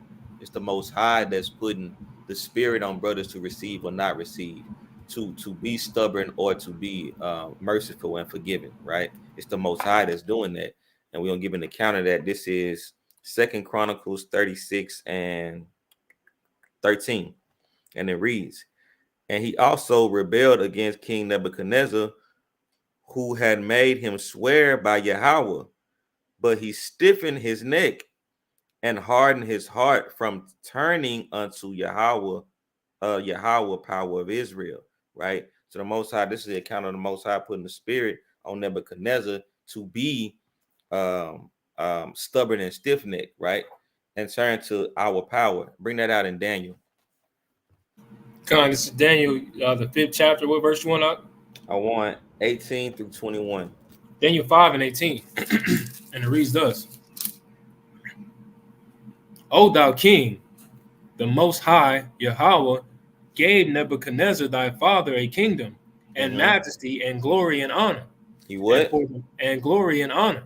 So he said the Most High gave all this to him, right? The Most High gave Nebuchadnezzar power. Go ahead. Verse 19. And for the majesty that he gave him, all people, nations, and languages trembled and feared before him, whom he would whom he would slew, and whom he kept alive, and whom he set up, and whom he put down. Right. Go ahead. But when his heart was lifted up, his what? His heart was lifted up. His heart was lifted up by the Most High. Go ahead. And his mind hardened in pride. His mind hardened. Go ahead. His mind was hardened in pride. Right. Go ahead. He was disposed from his kingly throne. And the same way the Most High lifted him up, the Most High hardened his heart, puffed him up, and then threw him down. Right? Go ahead. And they took his glory from him. They did what? Took his glory from him. Go ahead. Verse 21. And he was driven from the sons of men, and his heart was made like the beast, and his dwelling was with the wild asses. So the Most High bugged him out, right? The Most High had him set up on high, a king where all these people feared him and were trembling before him, and he brought him down low to dwell amongst wild beasts and wild asses, and gave him a heart of a wild beast. He bugged him out, literally. Go ahead, King. Finish that out. They fed him with grass like oxen, and his body was wet with the dew of heaven, till he knew that the Most High God, Yahweh, ruled in the kingdom of men. I yield on that point. That was Exodus 7 and 13. Going to get back to it through the Spirit, good precepts, just showing other different accounts how the Most High can harden your heart, right? Dealing with Pharaoh, and we just went to account dealing with Nebuchadnezzar. Next precept. The Most High also did that to Pharaoh, Salakia. He hardened his heart, and then he overthrew him as well. He hardened Nebuchadnezzar's heart and overthrew him as well. He's done it a number of times. It's the Most High that sways the heart of man. But I yield on that point. Go ahead, bro. Genesis chapter 6 and verse 9. Genesis 6 and 9. Another account. Genesis the 6th chapter, going into the days of Noah. All right. That's what this account is about. Right. How the Most High is going to be revealed, can reveal something to you, but you got to be obedient, right, and hearken. Genesis 6 and verse 9. These are the generations. These are the generations of Noah. Noah was a just man and perfect in his generation, and Noah walked with the Most High. And Noah begat 3 sons, Shem, Ham, and Japheth. The earth also was corrupt before the Most High, and the earth was filled with violence. And Yahweh looked upon the earth, and behold, it was corrupt, for all flesh had corrupted his way upon the earth. And Yahweh said unto Noah, the end of all flesh is come before me, for the earth is filled with violence through them, and behold, I will destroy them with the earth. And that's what we telling our people, man, when we have the eyes to see in this day. Hey, man, y'all got to make ye straight the way of the Lord, man. He's coming, and he's going to destroy this place. If you don't have eyes to see or ears to hear, man, you're going to get down or lay down, or you're going to do both. Picking back up, we're going to jump to verse 17 real quick. Let's see what happened. And behold, I do bring a flood. So now he's going to show I'm bringing a flood to destroy this place of waters upon the earth, to destroy all flesh, wherein is the breath of life from under heaven, and everything that is in the earth shall die. But with thee will I establish my covenant and thou shalt come into the ark, thou and thy sons and thy wife and thy sons' wives with thee. Right. So this is letting you know that when you get this truth, a lot of people can't go with you, man. If some stops with a boat, the boat stops here, man. You got to get off right here. That's right. All right, you can't go. You don't have an all access pass. You flying coach, right? We we got the frequent fire miles, if you will, through the spirit. Right. Let's jump down to verse 22, dealing with his account and closing with Noah. And it says, thus did Noah according to all that the Most High commanded him, so did he. Right. So you got to do everything that the Lord has commanded us. We tell people all the time, obedience is better than sacrifice. That's 1 Samuel 15 and 22. Right. Obedience is better than just listen. Right. That's all you have to do. And the Most High is going to do the rest. Picking back up, next precept is going to be Genesis 9 and 1. I'm here. Genesis 9 and 1. Go ahead, King. It's the book of Genesis, chapter 9 and verse 1. Book of Genesis, chapter 9 and verse 1. And Yahweh blessed Noah and his sons and said unto them, be fruitful and multiply and replenish the earth. Right. And there you have it, man. Without him being obedient, this covenant was established via Noah, right? And it goes on down the line. Noah, Abraham, Isaac, Jacob, all the way down to Yahushua, right? Next precept, Habakkuk 2 and 3, right? Because this is where you got to have discretion right here. Habakkuk 2 and 3. I'm gonna start at 1. It says Habakkuk 2 and 1. You got it, Nasi. And it reads, I will stand upon my watch and set me upon the tower. I will stand up on my watch, because that's what it said. Who can he send that's gonna be on the lookout? Who's gonna really have brotherly love for his brother to be able to call him out in righteousness when he feel that they have made an error from the faith? Go ahead. I will stand upon my watch and set me upon the tower, and will watch to see what he will say unto me, and what I shall answer when I am reproved. And Yahweh answered me and said, write the vision and make it plain upon tables. Make it what? Plain upon tables. This is your favorite precept right here, y'all. So I'll write it down, take a picture, right? This is for you. Read. That he may run that readeth it. For the vision is yet for an appointed time. It's for what? Yet for an appointed time. Right. It might not be time for somebody else to receive this, but I need you to take account of this. Write these things down. This is going to be a testimony. I'm going to send this person to you. It might not be right now, but don't lose this. Right. I need you to write this down and keep it. Right. Bear record. Go ahead, Ak.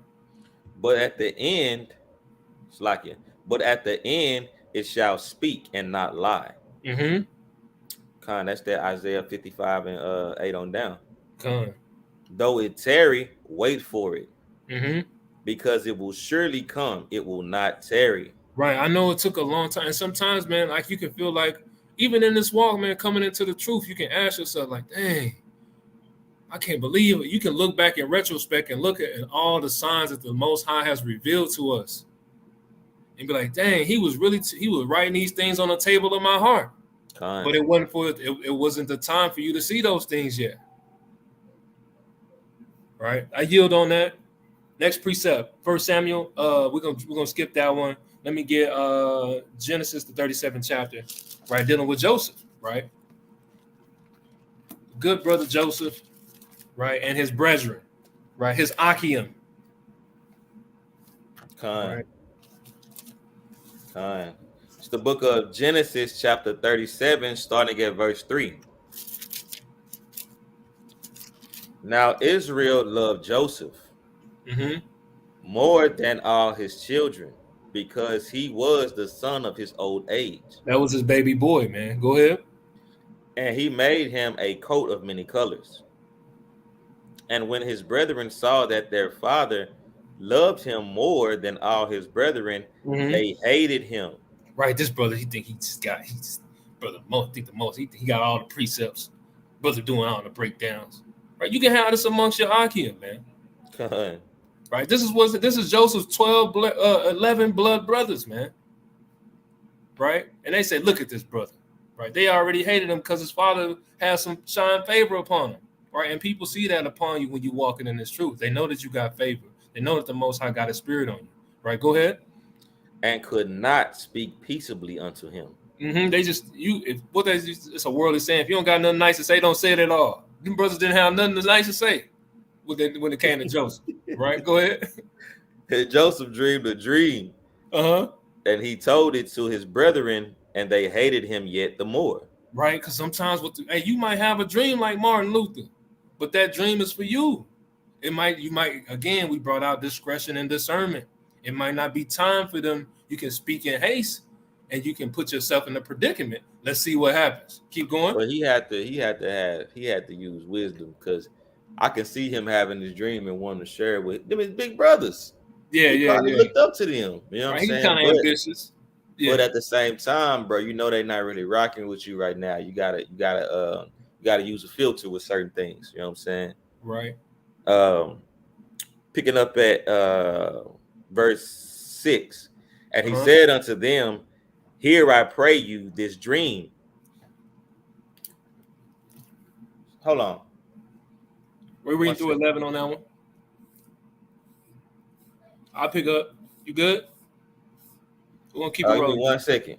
I'm back. I'm back. We're good. Cool. And he said unto them, "Hear, I pray you, this dream which I have dreamed.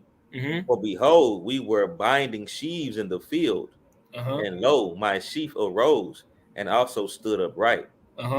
And behold, your sheaf stood round about and made obeisance to my sheaf." Right, they bowed down to my sheaves. My sheaves is better than yours. Right? Go ahead. And his brethren said to him, what they say? Shalt thou indeed reign over us? What you talking about, Willis? Read. Or shalt thou indeed have dominion over us?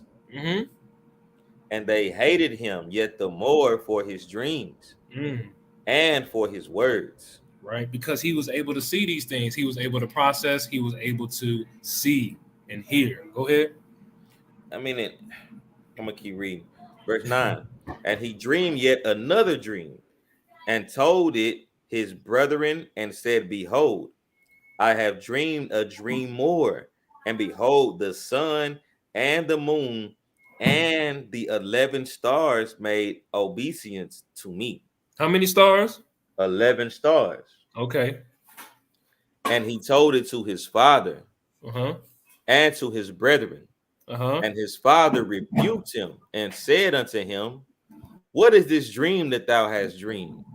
Shall I and thy mother and thy brethren indeed come to bow down ourselves to thee? Right. He said, wait a minute. That's one thing you go telling your brothers this. You gonna bring this to me now? You telling me I'm gonna bow down to you, boy? I birthed you, boy. Right. See, go ahead. It's mighty because they didn't take into account the possibilities of the Most High. They already knew Joseph was special. He was learned. The brothers was working in the field, and that brother was getting a deeper understanding on certain things. Knowing and understanding that, I guess I can understand him being a little brother and the father saying, "Man, I ain't gonna bow down to you. You my son."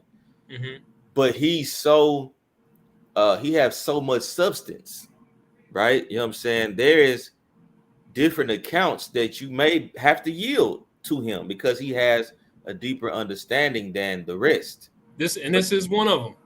This is Khan. Salakia. And his brethren envied him, but his father observed the same. So his pops, Jacob, looked into it, right? Because I think at the latter end right there when it said that Jacob had the understanding like that I just brought out. He is different. He is special. Maybe he gonna be some type of benefit to us. Not that he knew particularly what the Most High had in store, but for the scriptures to say his father observed the saying, he had to have interpreted or viewed it different than the rest of the 11. Jump down to 18. Con. And when they saw him afar off, even before he came near unto them, they conspired against him to slay him. And they said one to another, behold, this dreamer cometh. Right? He come that old dreaming there. You know what I'm saying? Right? Come now, therefore, and let us slay him. They said, let us slay him. Y'all gonna slay the brother? What you say? You wanna do me bodily harm? You wanna do me bodily harm, bro? You want to stop me from existing, right? And cast him into some pit. Hey, we gonna knock him off and throw him into some gutter, right? And we will say some evil beast hath devoured him. Hey, thou sayest, y'all acting like beasts, right? And we shall see what will become of his dreams. See what his dream gonna do for him then, right? Right. Verse 21.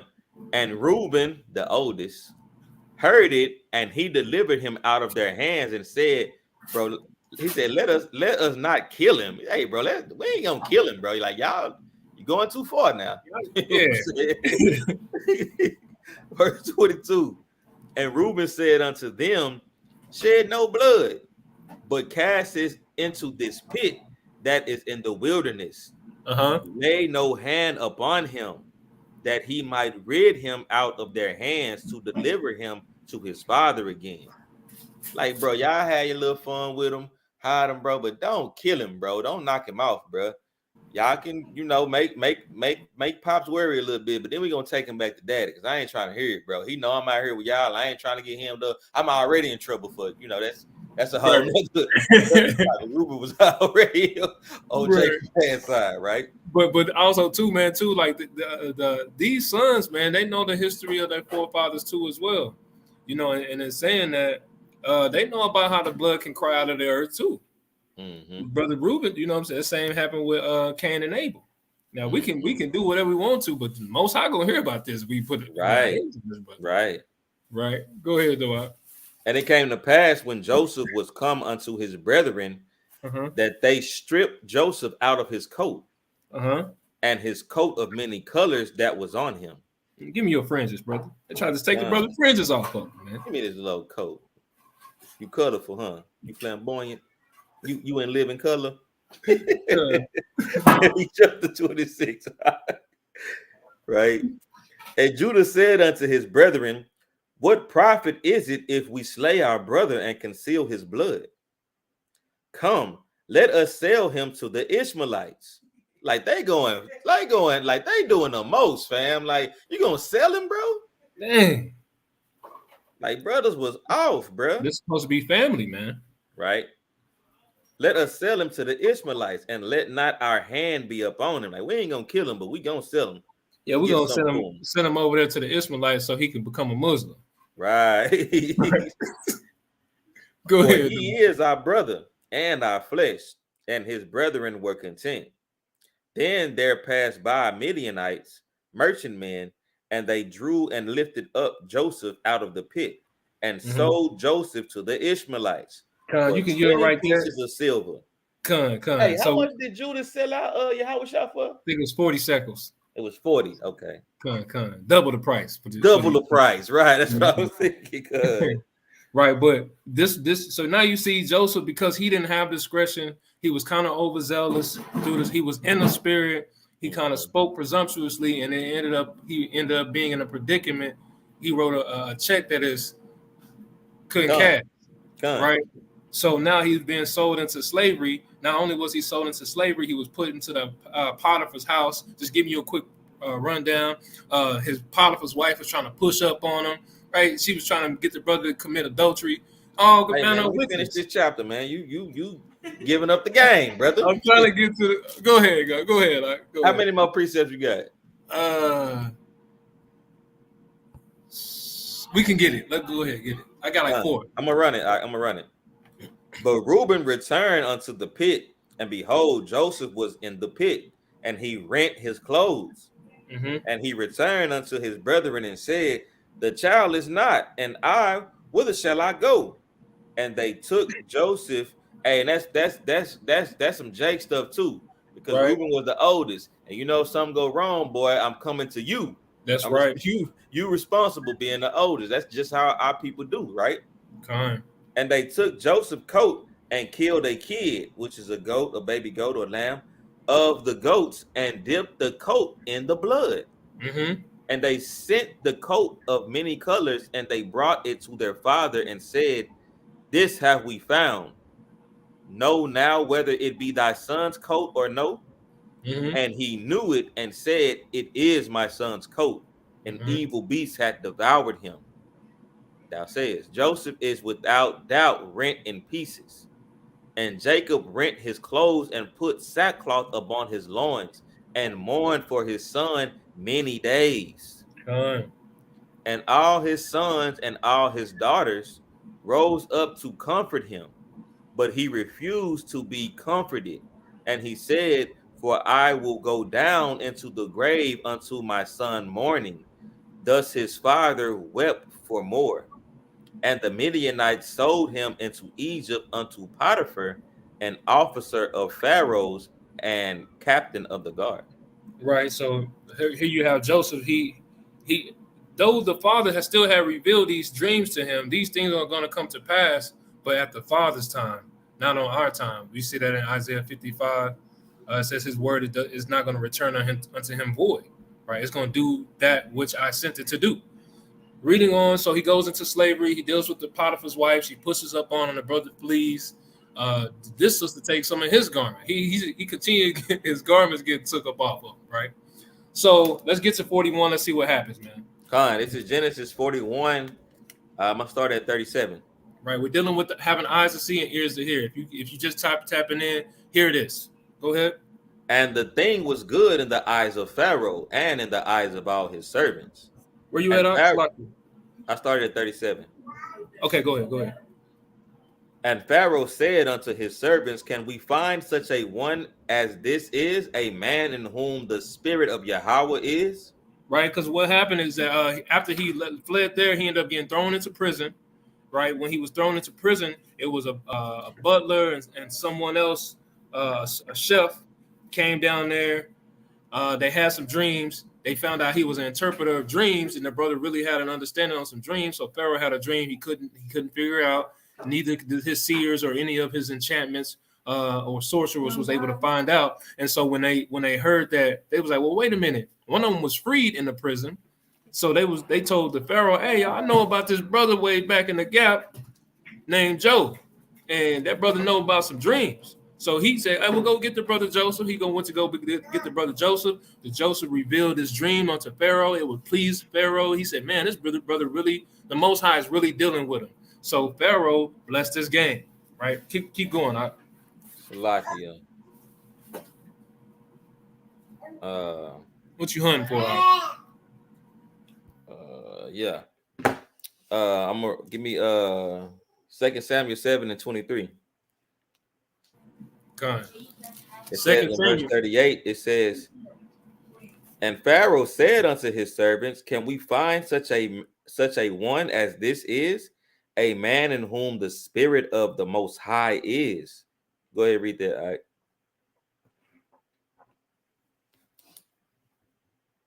You there? All right.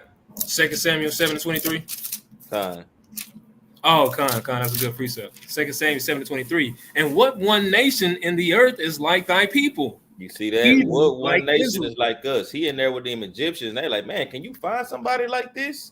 Right? This is a different type of specimen. This brother here is special, right? Go ahead. Right, "Whom the Most High went to redeem for a people to himself, and to make him a name, and to do for you great things and terrible for thy land before thy people, which thou redeemest to thee from Egypt, from the nation of their gods." Kind. This brother didn't have no degrees, no type of education. Brother been jammed up. He got a record, right? This is what this brother got, a felony, right?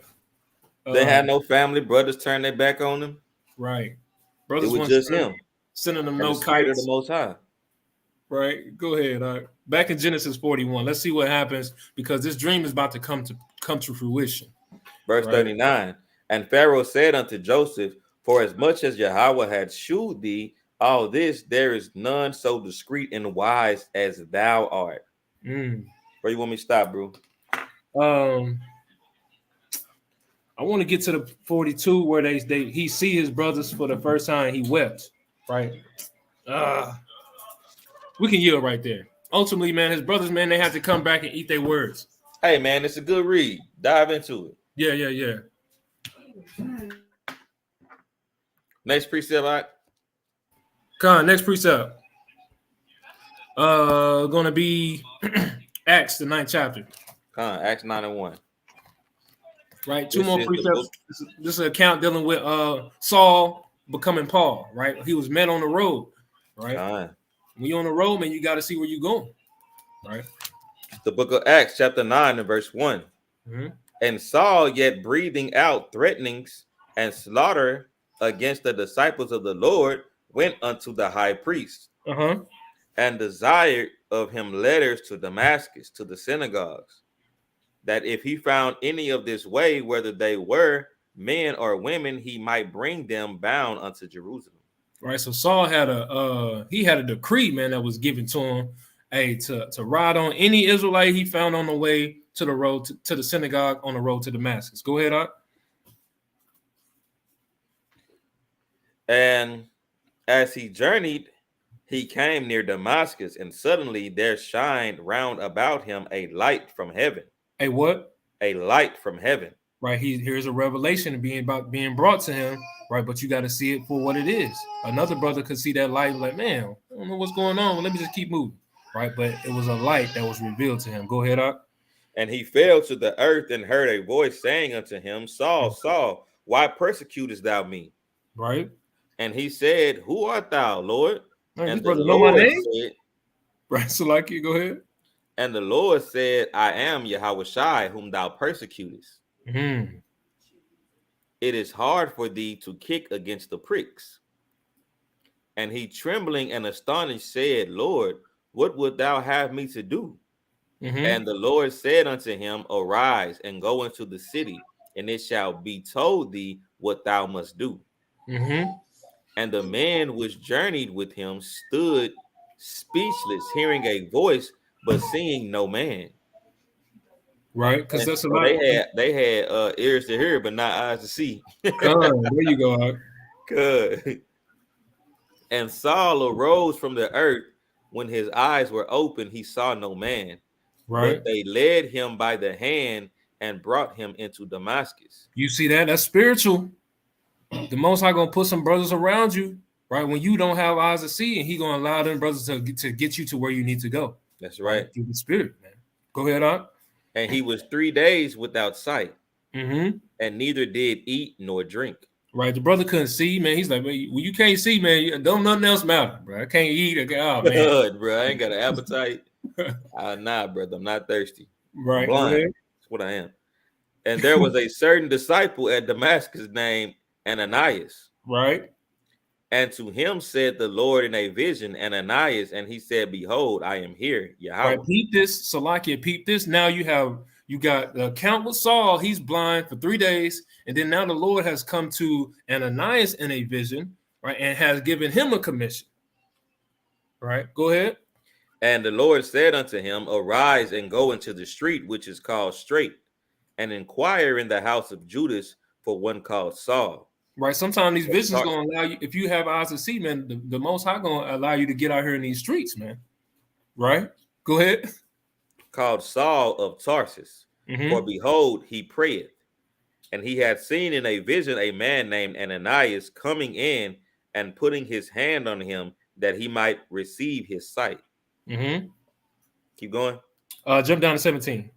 And Ananias went his way and entered into the house, and putting his hand on him said, Brother Saul. He said, what? Brother Saul. Now, he don't know this brother from Adam, but he's following the vision that the Most High has given him, that he has seen to go and heal this brother through the Spirit. And he called him brother Saul. Go ahead. The Lord, even Yahushai, that appeared unto thee in the way as thou camest, had sent me, that thou mightest receive thy sight and be filled with the Holy Ghost. Pause for the cause, man. If you not being obedient when the Most High is calling you and commissioning you to go and do something, you can prevent someone from able to receive their sight. That's right. So just because this brother was obedient, man, Saul was able to wake up to the truth, man. Right, go ahead, Art. And immediately there fell from his eyes as it had been scales, and he received sight forthwith, and arose and was baptized. Right, and that's on a physical and spiritual level, man, because we can see that happening, man. When those of you who have been in this truth for some time now, and who have been able to prophesy to brothers and sisters and things of that nature, you can spiritually see it. You can see the scales when you bring out a precept, and these brothers are being enlightened, right? And they're able to be baptized with the word, with the washing of the word, as it says in Ephesians. What's that, 5:26? I'm gonna jump down to 22 in closing. Come. But Saul increased the more in strength, and confounded the Jews which dwelt at Damascus. Now you gotta understand who Saul was. Saul, hey, did nobody want no smoke with Saul? So now Saul come on the scene. They was like, hey man, you say you what? You baptized now. You in the spirit now, brother. No, man. When Saul came around, the Jews was moving around. Right? Go ahead. And confounded the Jews which dwelt at Damascus, proving that this is very Hamashiach. And after that, we want to keep going or what? You can yield right there. Right? Okay. Well, get that 24, man. They tried to even lay hands on Saul. That's what I was gonna say. Go ahead. And after that, many days were fulfilled. The Jews took counsel to kill him, but their lying await was known of Saul, and they watched the gates day and night to kill him. Right? Does it mean that Saul was he was out on a tower, in a watchtower with binoculars, looking out to see who was his ops? No, that means that you can have brothers and sisters who will be able to look out for you. You can hold accountable in this thing, who see the same journey and admire the walk that the Most High not only commissioned you to walk, but they have. So they're gonna be their brother's keeper. So when they heard about this, man, they let Paul know. Then the disciples took him by night and let him down by the wall in a basket. So we can yield right there, but that's a good chapter 2 right there, how the brother came into this truth, man, and he realized that he was off, and he started walking circumspect, as according to Ephesians. Last precept of the night. What's up, Bob? What you got? Luke 12 and 30. Luke 12 and 30. We can yield right here.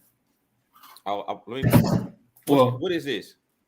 This account with Yahweh Shai said, "Blessed are those who, when he comes back, he finds watching." Right? They're not gonna be asleep. They're gonna have their head. Read this account in 2 Chronicles. I'll let you break it down. Come.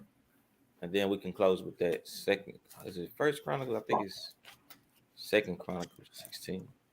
No, it's first.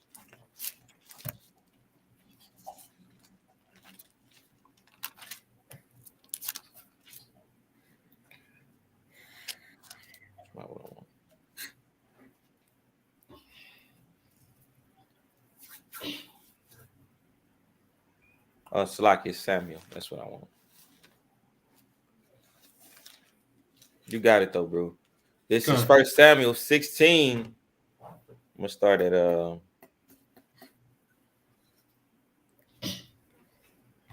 let's start at the top.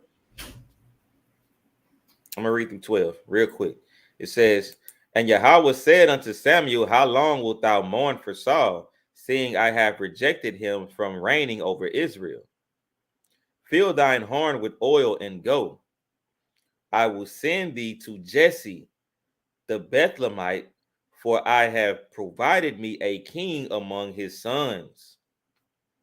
And Samuel said, "How can I go? If Saul hear it, he will kill me." And the Lord said, "Take an heifer with thee, and say, I am come to sacrifice to Yahweh. And call Jesse to the sacrifice, and I will shew thee what thou shalt do." Right. And so they was trying to figure out, like, man, like, look, you telling me, because Saul don't know Saul has been prophesied to him by the Most High that the kingdom was going to be rent from him. And so now here you have the high priest being told by the Most High God, go to the house of Jesse, man. Pull up on them over there. That's where you're going to find the new king of Israel. But the priest, he like, yo, man, he going to find me out. He said, well, let's just take a heifer and say you going over there and that you need their help to do this sacrifice. Right. So, you see, Jake, the king of finesse, man. Me and Yashali was talking about this today. The Most High always had a play drawn up, bro. From the very beginning, it was always a play. Hey, man, but what if this happened? All right, well, since you scary, do this, and it's gonna work out for you. Trust me.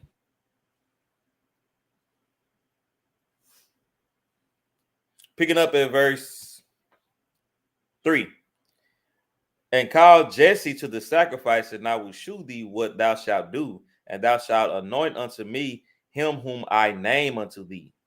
And Samuel did that which Yahweh spake, and came to Bethlehem. And the elders of the town trembled at his coming, and said, comest thou peaceably? And he said, peaceably, I am come to sacrifice unto the Lord. Sanctify yourselves and come with me to the sacrifice.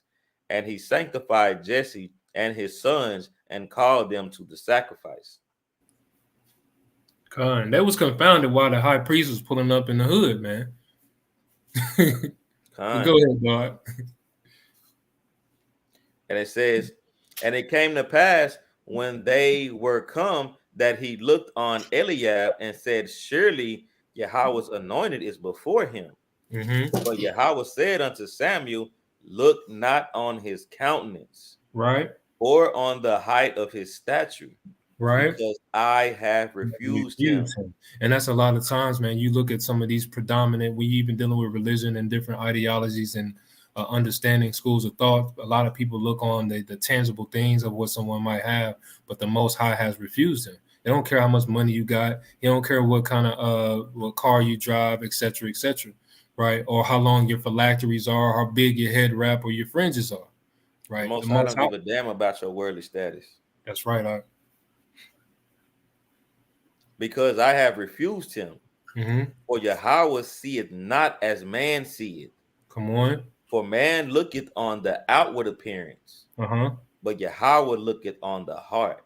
You see that? And you gotta have and us as Israel, we gotta be able to have that discretion and that discernment to be able to see beneath the surface, man, and understand that, man, the Most High is still dealing with all sons of man according to the Israel, right? And who are we to refuse a brother or sister when the Most High has freely given us this grace? He has freely given us this mercy. So we can't hold this what it's been freely given to us, right? We can't. Who are we to do that, right? I yield on that point, though. You can finish up. Then Jesse called Abinadab and made him pass before Samuel. And he said, neither hath Yahweh chosen this. Second son. Right. Then Jesse made Shammah to pass by, and he said, neither hath Yahweh chosen this. Again, Jesse made 7 of his sons to pass before Samuel. And Samuel said unto Jesse, the Lord hath not chosen these.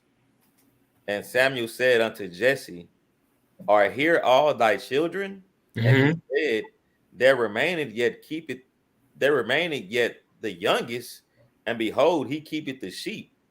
And Samuel said unto Jesse, send and fetch him, for we will not sit down to come hither. Right, pause right there, because you got to understand too, Samuel had been given commissioned by the Most High God. He has seen something. So he knew if I done ran through these 7 sons, something ain't right here. You got somebody, you got another one. Where he at? Hey, and that's mighty, because the Most High, Samuel, after running through all these sons, he didn't waver. He said, bro, you ain't got no more kids, because they ain't it. He could have just picked the last one and be like, hey, man, it got to be this one, bro. Yeah. Right? God. It says, he said, we ain't leaving till you bring them out here. Hey, we ain't leaving, bro, because I got a job to do. I got to be obedient. God. Then, and he sent, verse 12, and he sent and brought him in. Now he was ruddy and withal of a beautiful countenance, and goodly to look to. And Yahweh said, arise, anoint him, for this is he. Then What Samuel took the horn of oil and uh-huh. anointed him in the midst of his brethren, Mm-hmm. and the spirit of Yahweh came upon David from Come on. that day forward. The anointing, right? The Fine. Most High anointed that brother, man. And those of you who have eyes to see and you dealing with this word, you keeping the law, statutes, and commandments, the Most High God has His hand on you and His spirit, right? Don't hearken to the left, don't stray to the left hand nor to the right, right? Keep the faith, man. That's Keep right. the faith. That's it on that. That's it on that, man. Last precept of the night. Luke 12 and what? Luke 12 and 30. Luke 12 and 30. The water for everybody that stayed locked in with us throughout this extensive breakdown. We pray that you had eyes to see, or if you didn't before you jumped on, we pray that the Most High has removed some of them scales off of your eyes, and He's removed some of that wax out of your ear, man, on a spiritual level. Go ahead, God, when you get there. The book of Luke, chapter 12 and verse 30. For all these things do the nations of the world seek after. And your Father knoweth that ye have need of these things. Right. I know y'all looking for something, but it might not be given to everybody else. Go ahead. But rather seek ye the kingdom of Yahweh, and all these things shall be added unto you. Come on. Fear not, little flock, for it is your Father's good pleasure to give you the kingdom. Come on. Sell that you have and give alms. Provide yourself bags which wax not old, a treasure in heaven that faileth not, where no thief approacheth, neither moth corrupted. For where your treasure is, there will your heart be also. Right. You got to see these things as treasures, as virtue. You gotta esteem these things as such. Go ahead, Aunt. Let your loins be girded about, and your lights burning, and ye yourselves like unto men that wait for their Lord, when we will return from the wedding, that when he cometh and knocketh, they may open unto him immediately. There you go. Come on. Blessed are those servants whom the Lord, when he cometh, shall find watching. Shall find what? Watching. Come on. Verily I say unto you, that he shall gird himself and make them to sit down to meat, and will come forth and serve them. And if he shall come in the second watch, or come in the third watch, and find them so, blessed are those servants. Right. He said not only did he come up on the first watch, the second time he pulled up on them, they was watching. The third time he came up on them, they was watching. It says they shall be blessed. These particular brothers and sisters who have eyes to see. Right. Go ahead, Art.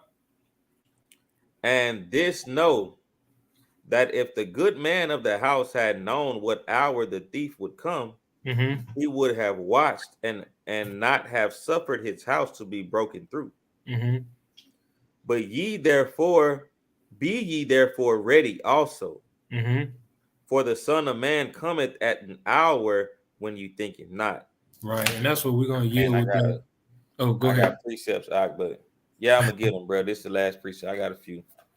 While the brothers grabbing their precepts, go ahead, King. We just want to expound on how essential it is in these last days, and in the beginning of the day, man, to have eyes to see that we are behind enemy's lines, that we are not in the land of our rest, and that we are in a dark place. And the Most High has given us the word. He's given us the law, the statutes and commandments to be a light unto us, to keep us out of these strongholds, to keep us out of those pits, as you saw Joseph going into, to keep us out of